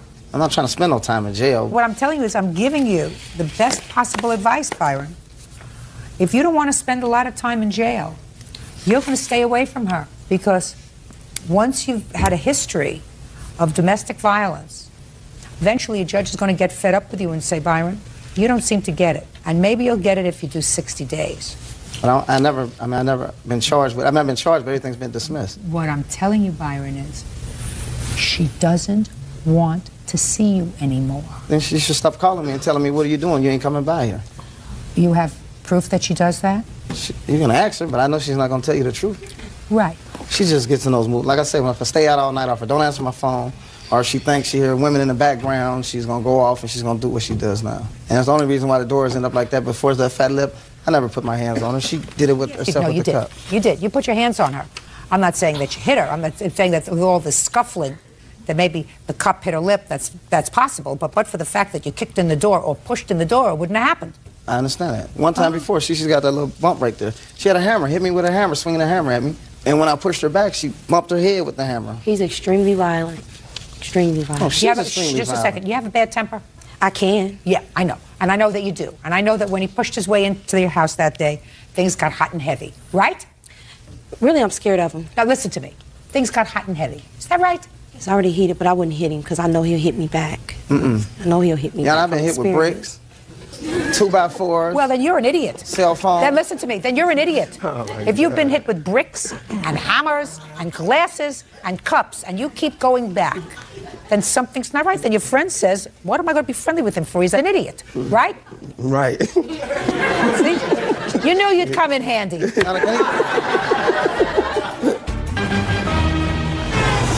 Real cases, real people. Judge Judy. Regina Shields claims ex-boyfriend Byron Germany kicked in her front door and assaulted her. Yana, can we put him over there with her? She's going to say I'm an idiot? Well, don't you think you're an idiot?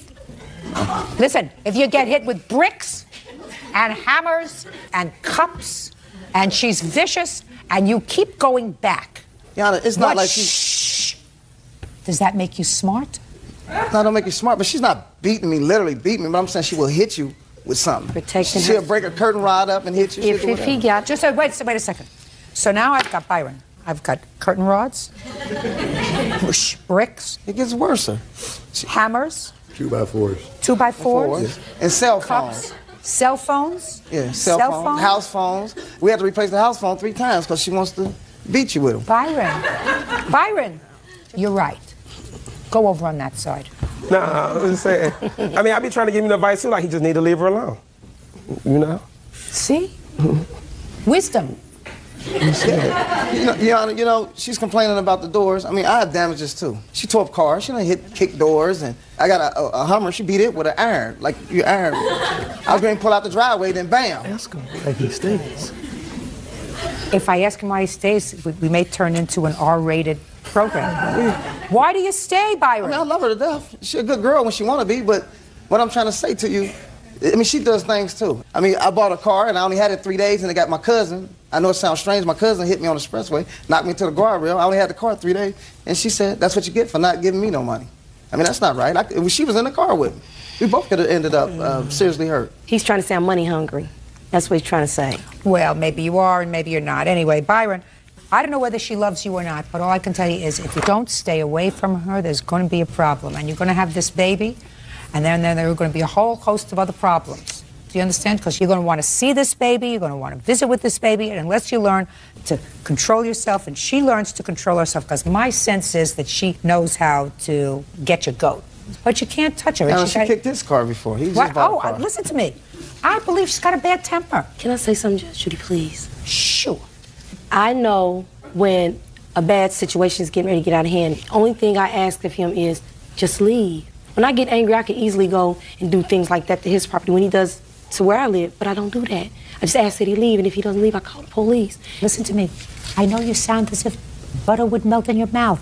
What he's saying is that when you're not here in a courtroom situation, you can have a really hot, volatile temper.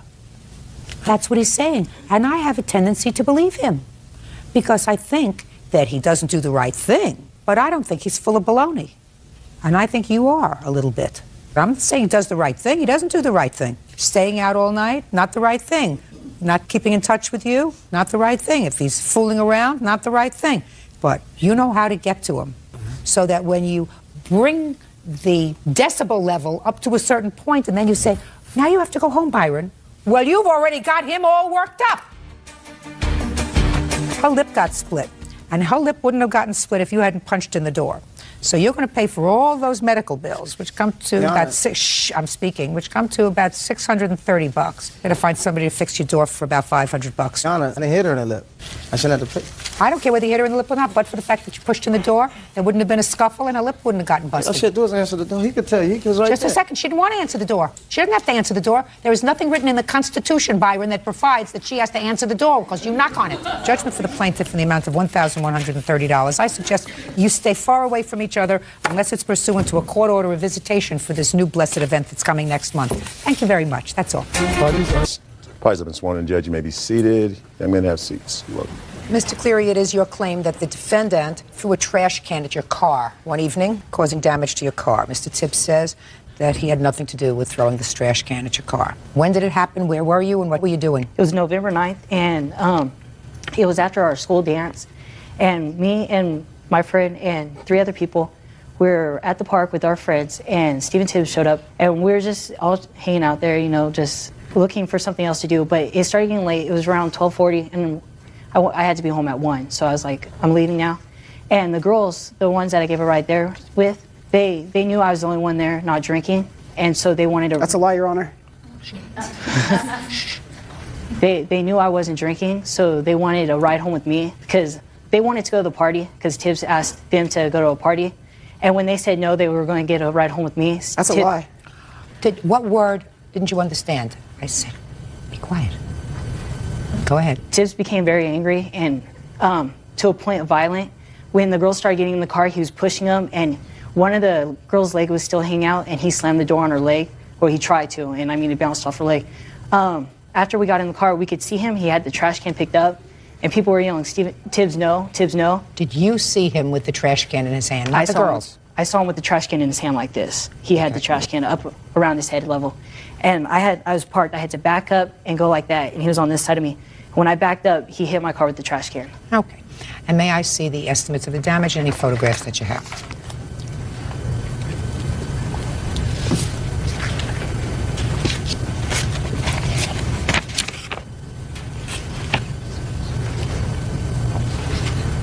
So the trash can didn't hit the top of the car, it hit the side of the car. Yeah, the rear right fender. All right, Mr. Tibbs, now I'll hear your version of the event, sir. Okay. Now it's time to speak. All right. I have a little bit different story First of all, I didn't throw the trash can at his car. Let's start from the beginning. You're out in the field at the park. Yeah, I'm at the park talking to girls, and I'm with my witness, Frank. I see Mike drive in. He drives in kind of crazy. His tires were screeching. He came from the dance. When he got out of his car, he was drinking beer. For the half hour we were there, I seen him drink 3 beers personally. He stumbled back into his car. He backed out, peeled out, and I watched him fishtail into the trash can. The damage was on the bottom right-hand side. I watched him hit the trash can. So you did not throw the trash can at his car? No, ma'am. Okay, do you have any witnesses here, sir? Right here. Step up. Tell me your name. Sean. Sean what? Blevins. Tell me what you saw. Well, when we got there... Look at me. Sorry. When we got there, we were talking with the girls. I want your eyes to stay fixed on mine. Yes, ma'am. Do you understand? Yes, ma'am. Good. Steven came after... Your eyes are moving around. Came like 5 to 10 minutes later, and he was drinking. Had friends with him, and then we were gonna leave, and he got mad at the girls because they didn't want to go to the party. So he started to become violent with the girls and started like pushing them around. Okay, fine, then you, and stuff like that. And then we got in the car because Mike had to be home later on that night because he had something to do the next day. And we started backing up, and I heard people saying, "Tibbs, no, Tibbs, no." And I looked out the back of the car because I was in the back seat, and he had a green garbage can in front of him, and like the driveway comes in right here, and there's like a little island type thing where you could park next to it, and the trash can was right here, and Mike was parked over here, and Tibbs and a whole bunch of other people were standing over here. And then we backed up and we went to take off because we were giving the girls a ride home, and he threw the garbage can at the car. You saw him throw the garbage can at the car? Yes, Your Honor. Did you see it hit the car? Now, I want you to listen to me very carefully, because I've looked at the damage to the car. And I'm not saying he's not responsible for the damage. My question is, did you see the garbage can at that time hit the car as he threw it? Yes, Your Honor. Or did you see it hit the ground and then bounce up at the car? No, it hit the car. He was like this, and he threw it at the car, and like the corner of the garbage can, it hit the fender and it dented it, and then it fell down, and all the garbage and everything came out of it. Now I'll hear your witness. Your name, sir? Frank Ambrose. Where were you standing? I was standing by my truck. I was the one driving. Who were you driving? Steven, just me and him by ourselves. We went there to meet up with girls. It's right by the school parking lots. Okay. The park and everything. We meet up there a lot. We went there.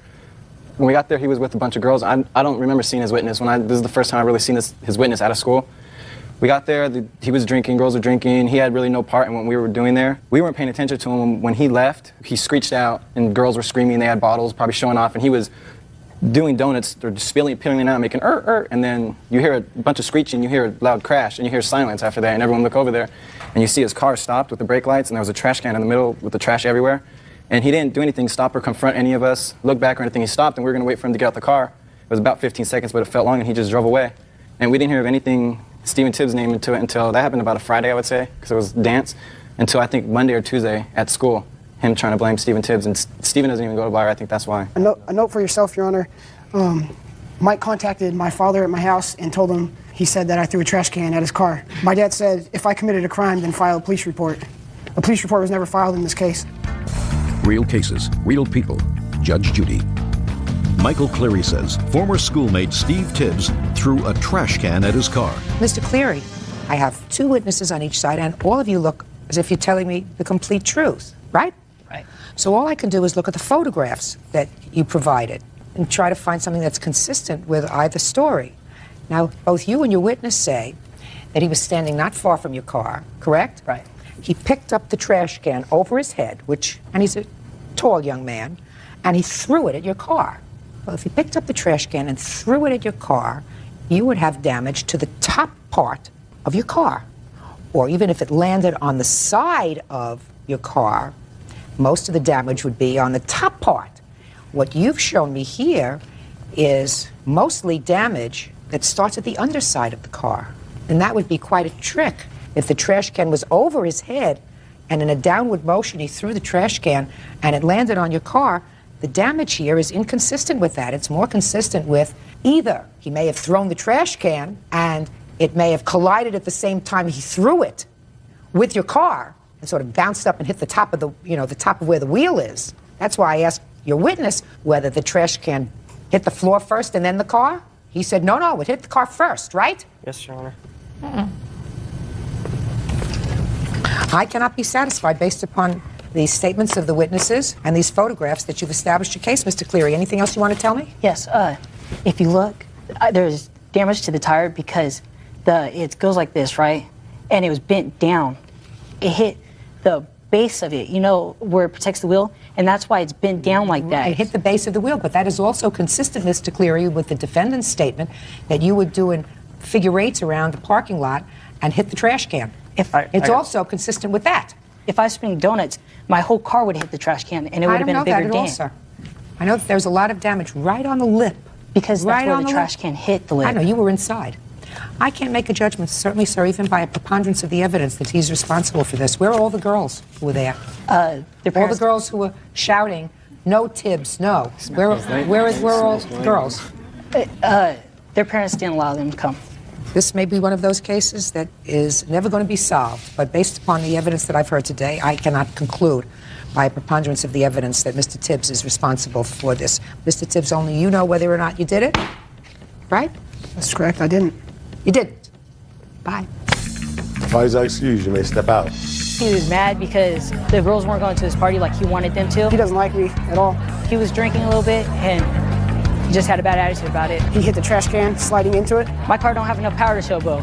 I got a 4-cylinder piece of crap car. He wants someone else to pay for his mistakes. That's what it comes down to. And now the next case. All parties in the matter of Long versus Merovitz, step forward, please. 31-year-old business owner Tom Long is suing his ex-boyfriend, 21-year-old salesman Dan Merovitz, for unpaid credit card charges and a trip to Europe. According to your complaint, you and the defendant met on the internet sometime last year, is that right? Yes. And began a relationship that lasted for how long? About 8 months. Did you live together during that period? Most of it, yes. It is your claim that during the time that you lived together, you made certain loans to the defendant. Loans that were made by virtue of your credit card, Yes. some cellular phone expenses, and the cost of his share of a trip to Europe that you took together, that you Yes. claim that he promised to pay you for, but never did. Correct. The defendant says that all of these expenses were gifts. While he acknowledges the expenses, that he made certain charges, he said that they were all gifts from you made during the course of a relationship. So that's where we're at. When did you and the defendant begin living together? May of last year. When did you give him access to your credit card? Maybe 2 months after that, he was getting a promotion and he needed it to keep his job.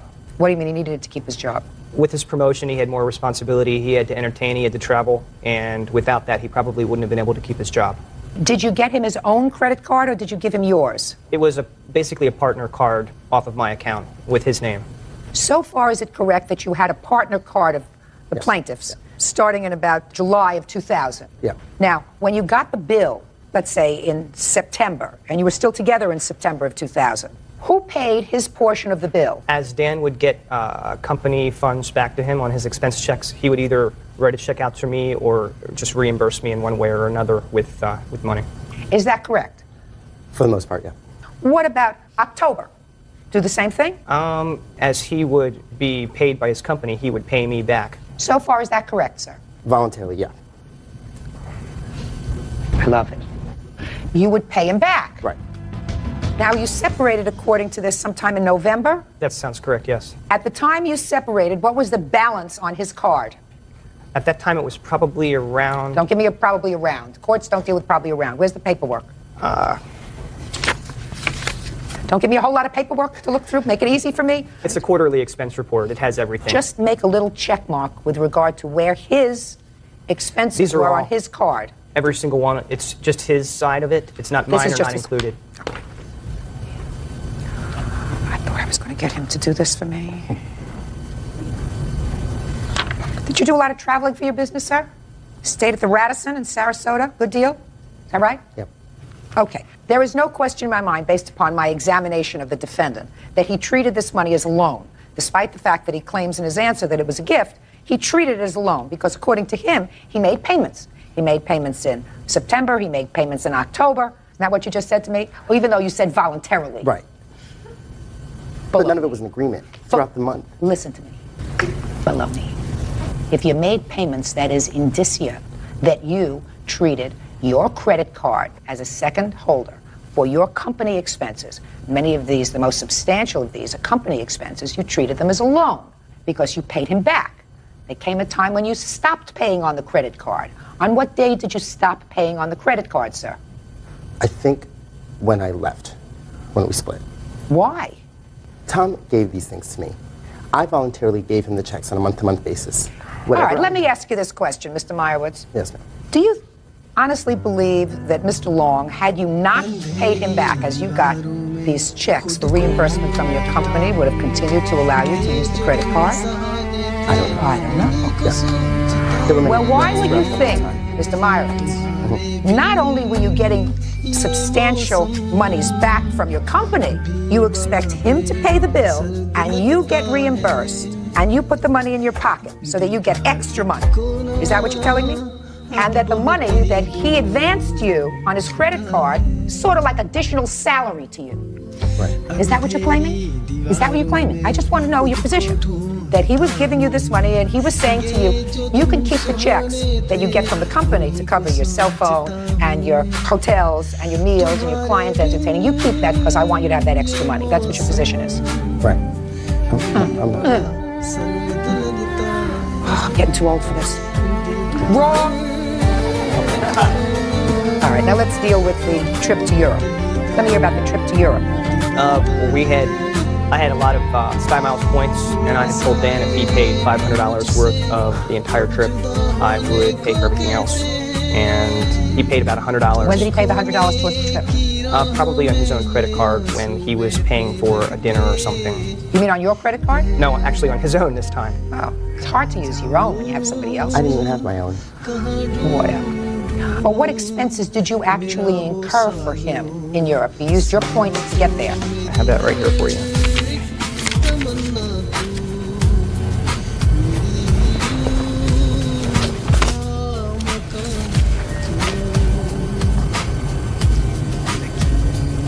These aren't $500 worth of expenses. There was also cash involved. I mean, we're talking about a couple of meals, $31, $7.47, $9.99. Well, it doesn't cost $500 to fly to Europe. It costs considerably more. You used your points. But I had to pay for some of it also. Where is that? I only had so many points. Where? Show me where. I don't have that right now. Well, now is the time to have it. If you don't have it later, later is no good. You can't do approximates. Okay, so I am deducting that from your total claim, leaving a balance of $2,439. Actually, I have checks which are on a canceled account, and I also have... So what does that have to do with anything? I am awarding you everything except the travel expenses. So what difference does it make if you've got canceled checks? I do not believe, Mr. Meyerowitz, that this wasn't me $2,800 and whatever the $330, or it cost me that amount of money. I've just looked at this. This doesn't come to $400. And even if it did come to $400, the expenses for going out to eat, etc., have to be cut in half because you ate too. I assume you didn't say you go eat, I'm gonna go eat. Don't push your luck, Mr. Long. He is responsible for all of his expenses that he made on the credit card. I find that they were not gifts. I find that his payments were not voluntary. I find that he agreed to pay you for those, and that he did in fact pay you for some until the relationship terminated. So I am awarding you that part of your claim, which is $2,439. I am not awarding you the money for the trip. Judgment for the plaintiff. 574 on the calendar in the matter of Godinez versus Pena. Parties have been sworn in. Judge, you may be seated. Sir, have a seat, please. Ms. Godinez, according to your complaint, you had a car, an old Cadillac, and you wanted to have it refurbished. You brought it to the defendant, came up with a price. 8 months later, he returned the car. He hadn't fixed it. You say it was severely damaged while in his care. You want him to pay all the money that it cost you to fix the car. Yes, ma'am. What kind of a mechanic do you leave a car with for 8 months? I had contacted him on numerous occasions, and he was always very irate or would hang up on me. Or so you go get your car? I didn't feel comfortable until I had someone to go with me to go get my car. That took 8 months? No, it only took about 5 months. I mean, I've had cars all my life. I bring it to a mechanic. They don't have it fixed in 10 days, 2 weeks. I go and I get it. So there has to be something more to the story. Sir, is there something wrong with you? Stand still! Sorry, ma'am. Sorry. I'm a very nervous person, and I have a nervous tick. I'm sorry. I have a therapist, and I'll show you my thing I have on medication, so it's... That wasn't a nervous tick. That was, look, you're getting yelled at. No. Okay, yeah, that's exactly what it was. Don't give me nervous tick. All right, it was worth a try. Sorry, ma'am. I apologize. That's better. How did you know him? We dated from 1993 to 1995. And did you remain friends with him until after 1995? Yes, ma'am. When we saw each other, we were All right. friends And what with each other. financial arrangement did you make with him with regard to fixing this car? We finally came to the agreement I would pay him $200 now, and then when I sold the car, I would pay him the rest of the money that would cost to repair the car. He never called me to tell me what he was going to do to the car, what he found on the car, or what he repaired on the car. Do you have a picture of the car before? Not before. I didn't know he was going to do that much damage to the Well, car. I don't know how much damage he And did. I Let me actually see have the- a lot of the photos here if you'd like to see of what the car looked like when I came back. And I actually had to have the car towed to another automotive shop. And this is the owner of that automotive shop. He saw the damages to the car. And Well, he doesn't know when the damage has happened. That's the problem. But I took my car to his shop from 93 to 98, and he knows how I always brought it to him. Where did you keep this car, sir? It was at my property. I had my business. What kind of business? A paint and body shop. Well, who was using this car to nap in? No, actually, it was sitting in the back of my shop. And this is the second time I'd worked on her car. The first time, she had hit a person in the front. And she brought it over, and she's like, well, as soon as I saw that, if I knew Frankie's going to fix it for free. And I was like, and it's like, all right, I'll fix it. Hopefully she'll never come back again. I never charged her. I just. Why didn't you return this car to her, sir, after a month, and when you saw that it was... Because she wanted me to fix her car for free. And I said, just come and pick up her vehicle. I said, just get it and get it out of here. Listen to me carefully. Yes, ma'am. You are not receiving me, sir. Okay. I'm going to listen. Why didn't you call her? You take a look at the car. You say, I can't fix this car for a couple of $100. Come and get your car. Why didn't you do that? That's what I did, ma'am. You did? Yes, you called ma'am. her and said, come and get Yes, your car? I said. When? He never called me. When? It was like maybe a week when I looked at it, diagnosed it, figured out what was the problem, because it was not just one problem. It was the air conditioning compressor. Then No, try looking at me, Mr. Pena. Well, actually, I was... Try looking at me. Okay, I was just... Not the sky, me. Okay. When did you call her and tell her to come and get the car? That would be May 7th, 2000. 1 week after she brought the vehicle in. And I You're said... so full of baloney. I'm just... Now, May 7th. What time? Wait. Just what time of the day on May 7th? Probably in the evening, because that's... Probably in the evening. Was it between 6 and 8 in the evening? I would say 6 to 8, because that's when I usually do my business. Do you love this? He's smooth, very smooth. You think so? I'm not trying to be any smooth or anything like that, ma'am. I take a polygraph test too, ma'am, and I will do it as God's my savior. I did not do anything like that. And I know didn't ask you whether you did anything like that, sir. I asked you when you called her. I just told to come you. and get the car. I May told you. 7th, year 2000, between 6 and 8 at night. That's- Now, is that as truthful as you're That's going as truthful as I can get to where I can recollect, ma'am. Isn't he wonderful? He's good. He's not in that receiving mode. Somehow, Well, I'm trying.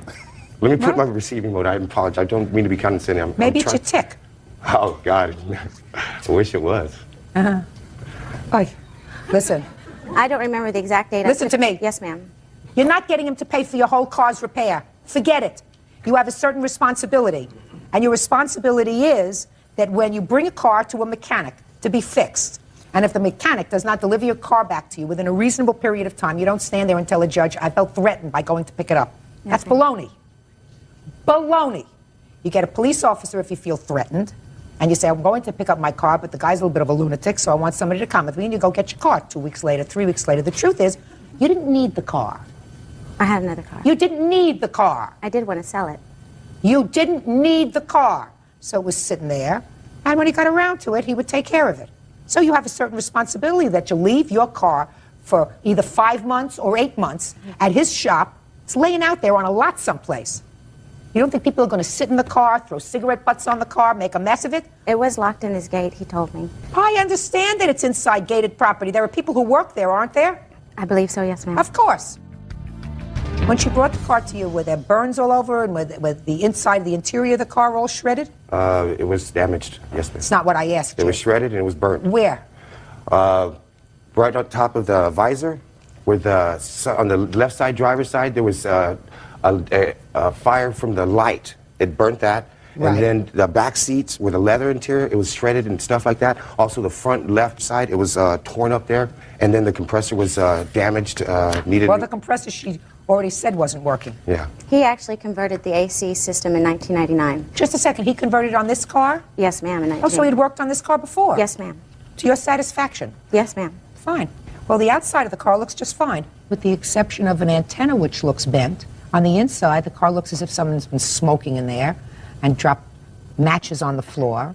The computer component was hanging by its wires. I know he was looking for the short that was in the car. He left the undercarriage in the back seat. He left all the wires hanging. He left all the bolts on the floor. He didn't put it back in the same condition I'd left it. You the mechanic? Yes, ma'am. Step up here. I want to ask you just a couple of questions. The inside of the car, as far as the exterior of the car was concerned, other than the antenna, the car was pretty clean, a couple of dents, but this car is a dozen years old already, Yes, right? ma'am. Yes, ma'am. So it's the inside of the car that was a problem. Yes, ma'am. What about the inside of the car was a problem? Well, I mean, when I looked at it, originally, I mean, of course, the first thing you look at is the exterior because it's dusty and stuff. But when you open it up, and like she was explaining, the ECM, the harness, and other accessories and stuff were hanging down from it. And how much would it cost to put the accessories back in a condition that was appropriate? As far as the accessory, I mean, it's not so much cost, it's just a matter of time. Maybe So, 15, 20 minutes. 15 to 20 minutes to Yes. put all the guts back that he had Yes, taken ma'am. out. Yes, ma'am. And everything else you just fixed Yeah, on the car. we traced the shore down and actually fixed And fixed it. Yes, ma'am. Where do you come to ask him for $2,700? It cost me $350 from his shop to put the car, to get the car running back, because when I got the car back, it had no dash lights, it would hardly turn over. By the time I went back, the car was dead and had to have it towed to his shop, couldn't even drive it. And so I had to pay his shop just to get it functioning again so I could sell it. I never had the compressor fixed. Listen to and me. They did. Listen to me. I Yes, asked ma'am. you a question. You're talking very fast. Sorry. He said it took him 15 or 20 minutes to put the guts back in the car that he left hanging out. I'm not saying he's terrific. But you want $2,331.17, and I'm asking you for I what? have a list of items here if you'd like to For see it. what? They also found that the diode, some electrical piece on the compressor, was never put on the compressor in 1999, which was causing the short in Let the me car. explain something to you. I'm not going back to 1999. Forget it. Your complaint was that you left the car there within 5 months, and because of the damage that he did to the car, it cost you $2,331, which is not true. But I never knew what he was going to do to the car. He was always telling me, call me next week, call me next week, call me Go next and week. get your car. You're grown up. I have Defamation. That's what you're countersuing for. Defamation. Let me hear it fast, in 30 seconds or less. Yes, ma'am. Background check, State Attorney General, Better Business Bureau. 2 of them were a company. Since 5 years in business, 0 complaints. Well, she complained about you, sir. She's allowed to complain about you. I know, but she was telling everybody about me. She No, was you saying I can't- didn't do my company. Just a second. Who did she complain to? Chef at Aldo's? Did you have that witness here? No. Well, you Also, can't. Just a second. Okay. You can't tell me what she said to somebody else. That's hearsay. Yes, okay. What else? Had a nervous breakdown. I'm not interested in that. I mean, it's not that I'm disinterested in it, Well, sir, but that's it's not fine. relevant to this case. I have my awards and stuff like this, and the way you had said it, like, we don't have that etiquette, like you just said, dirty, musty stuff like that, ma'am. The way I portray my company is like, this is my uniform. Mr. Pena. We're not like Mr. that, Pena, ma'am. are you finished with the defamation part of your counterclaim? No, I'm finished with that, ma'am. Good, You wonderful. Can take it. Wonderful. Ms. Cardenas, you have not established to my satisfaction that other than the 15 or 20 minutes that it took this gentleman to put the work back together, that he did anything to your car in the 5 months by just let it lay there. But he took it apart. I mean, he took it apart. He never found the short, and there was no, because it stayed there on his property, it no longer had any dash lights. It no longer had any. Go and get it. That's what you do. But I didn't leave it in that condition when I left it with him. How much did you charge her for the 15 or 20 minutes that it took to put this stuff can I back explain together something again? real No, quick? just answer my question. How much did you charge her for the 15 or 20 minutes? $315.14. But For you've 15 also got almost $200 worth of parts here, too. When the vehicle was actually brought in, the reason it was brought in, it was because it had no air conditioning. That's not what I'm here for, sir. She's here because she says that he was negligent in allowing her car to be vandalized in some way in the time that it was sitting in his lot. And I said to her, why didn't you go and get your car? You know, a car sits on a lot. You have cars on lots. What happens when a car sits on your lot and nothing's happening to it 5-6 months? Well, it depends on how the customer wants to claim the vehicle. Most of the time, they just leave them. Yeah. So you put a lien on it, you sell their car. Right. And so what do you do with the car? You go and start it every couple of days? No, ma'am. No, of course not. $56. That is the number staring back at every silver bull this morning, Wednesday, June 25th, 2026. We are officially sitting at a 6-month low, slicing clean through the $56.10 floor from the March war lows that every analyst on Wall Street promised would hold. We're below the 200-day moving average, and the technical damage is frankly severe. But the real story isn't just the price, it's the gold-silver ratio, which just blew out to 74-1. To put that in perspective, at the January peak of $121, that ratio was 46. Silver is currently losing to gold at a rate we haven't seen since the height of the Iran conflict. In less than an hour, 8:30 a.m. Eastern, the May PCE inflation report drops. This is the Federal Reserve's North Star for interest rates. By the time this video ends, you're going to understand why silver is actually falling, why the solar demand story you've been told is changing, and why this $56 level is either the ultimate trap or the final shakeout before the next leg up. Because while the chart looks like a disaster, the mechanics behind the scenes are telling a very different story. Everyone is treating this crash from $121 to $56 as one big event. It's not. It's two distinct phases.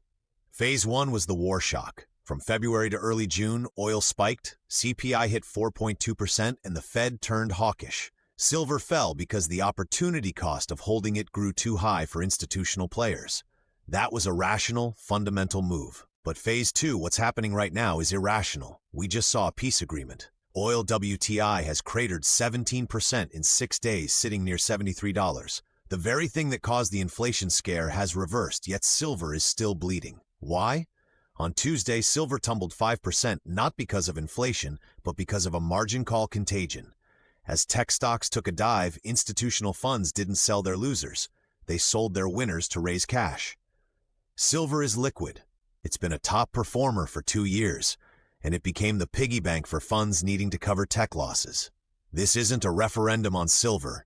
It's a forced liquidation. Let's talk about the 74-to-1 ratio. History shows us that when silver falls 3 times faster than gold, it's usually paper market exhaustion. In August 2025, we saw a 74 ratio at $43 silver. 4 months later, it was $77. In November 2025, a 72 ratio preceded the run to 121s. These spikes don't signal the end of the bull run. They signal the end of the selling pressure. However, we have to address the elephant in the room, the solar demand myth. Investing.com recently dropped a bombshell. Solar manufacturers reduced silver consumption per panel by 19% in 2026. They are thrifting the metal because it got too expensive. If you're a silver bull, you need to hear this. The infinite solar demand argument is flawed. But, and this is the key, the market is still in its 6th consecutive annual supply deficit of 46 million ounces. Why? Because mine supply is shrinking even faster than industrial thriving can keep up. The bull case isn't about more silver per panel. It's about less silver out of the ground. Now, let's look at the smart money. Bank of America just walked back their $6,000 gold target. Deutsche Bank is warning of 3,800 gold if the Fed hikes 4 more times. Here is the shadow finance take. Institutional downgrades are almost always a lagging indicator. They update their models after the price has already crashed. By the time the analyst goes on CNBC to tell you silver is dead, the market has usually already priced in the nightmare scenario. This brings us to the PCE report this morning. The Fed is acting hawkish based on a 4.2% CPI that was driven by a wartime oil spike. But if the core PCE, which strips out that oil, comes in at 2.9% or lower, the Fed's justification for more hikes vanishes. If oil stays at $73, the next inflation prints will be dramatically lower. The Fed is threatening to fight a fire that is already being put out by the peace deal. So what is the truth? The rally wasn't killed. It was interrupted by a perfect storm of a hawkish Fed, a peace deal removing the fear premium, and tech-driven margin calls. If the PCE core comes in soft this morning, the higher-for-longer narrative breaks. When you combine a 74-to-1 ratio with a structural supply deficit and a neutral Fed, you get a coil. Watch the 56.10 level. If we hold here, we are looking at a logical path back to the $83-97 range by year-end as the industrial engine restarts. If we break it, the bears will hunt for $53, but they'll be selling into a physical market that is tighter than it's been in a decade. The chart is telling a story of failure. The data is telling a story of a reset. I know which one I'm betting on. Watch that 8:30 a.m. number.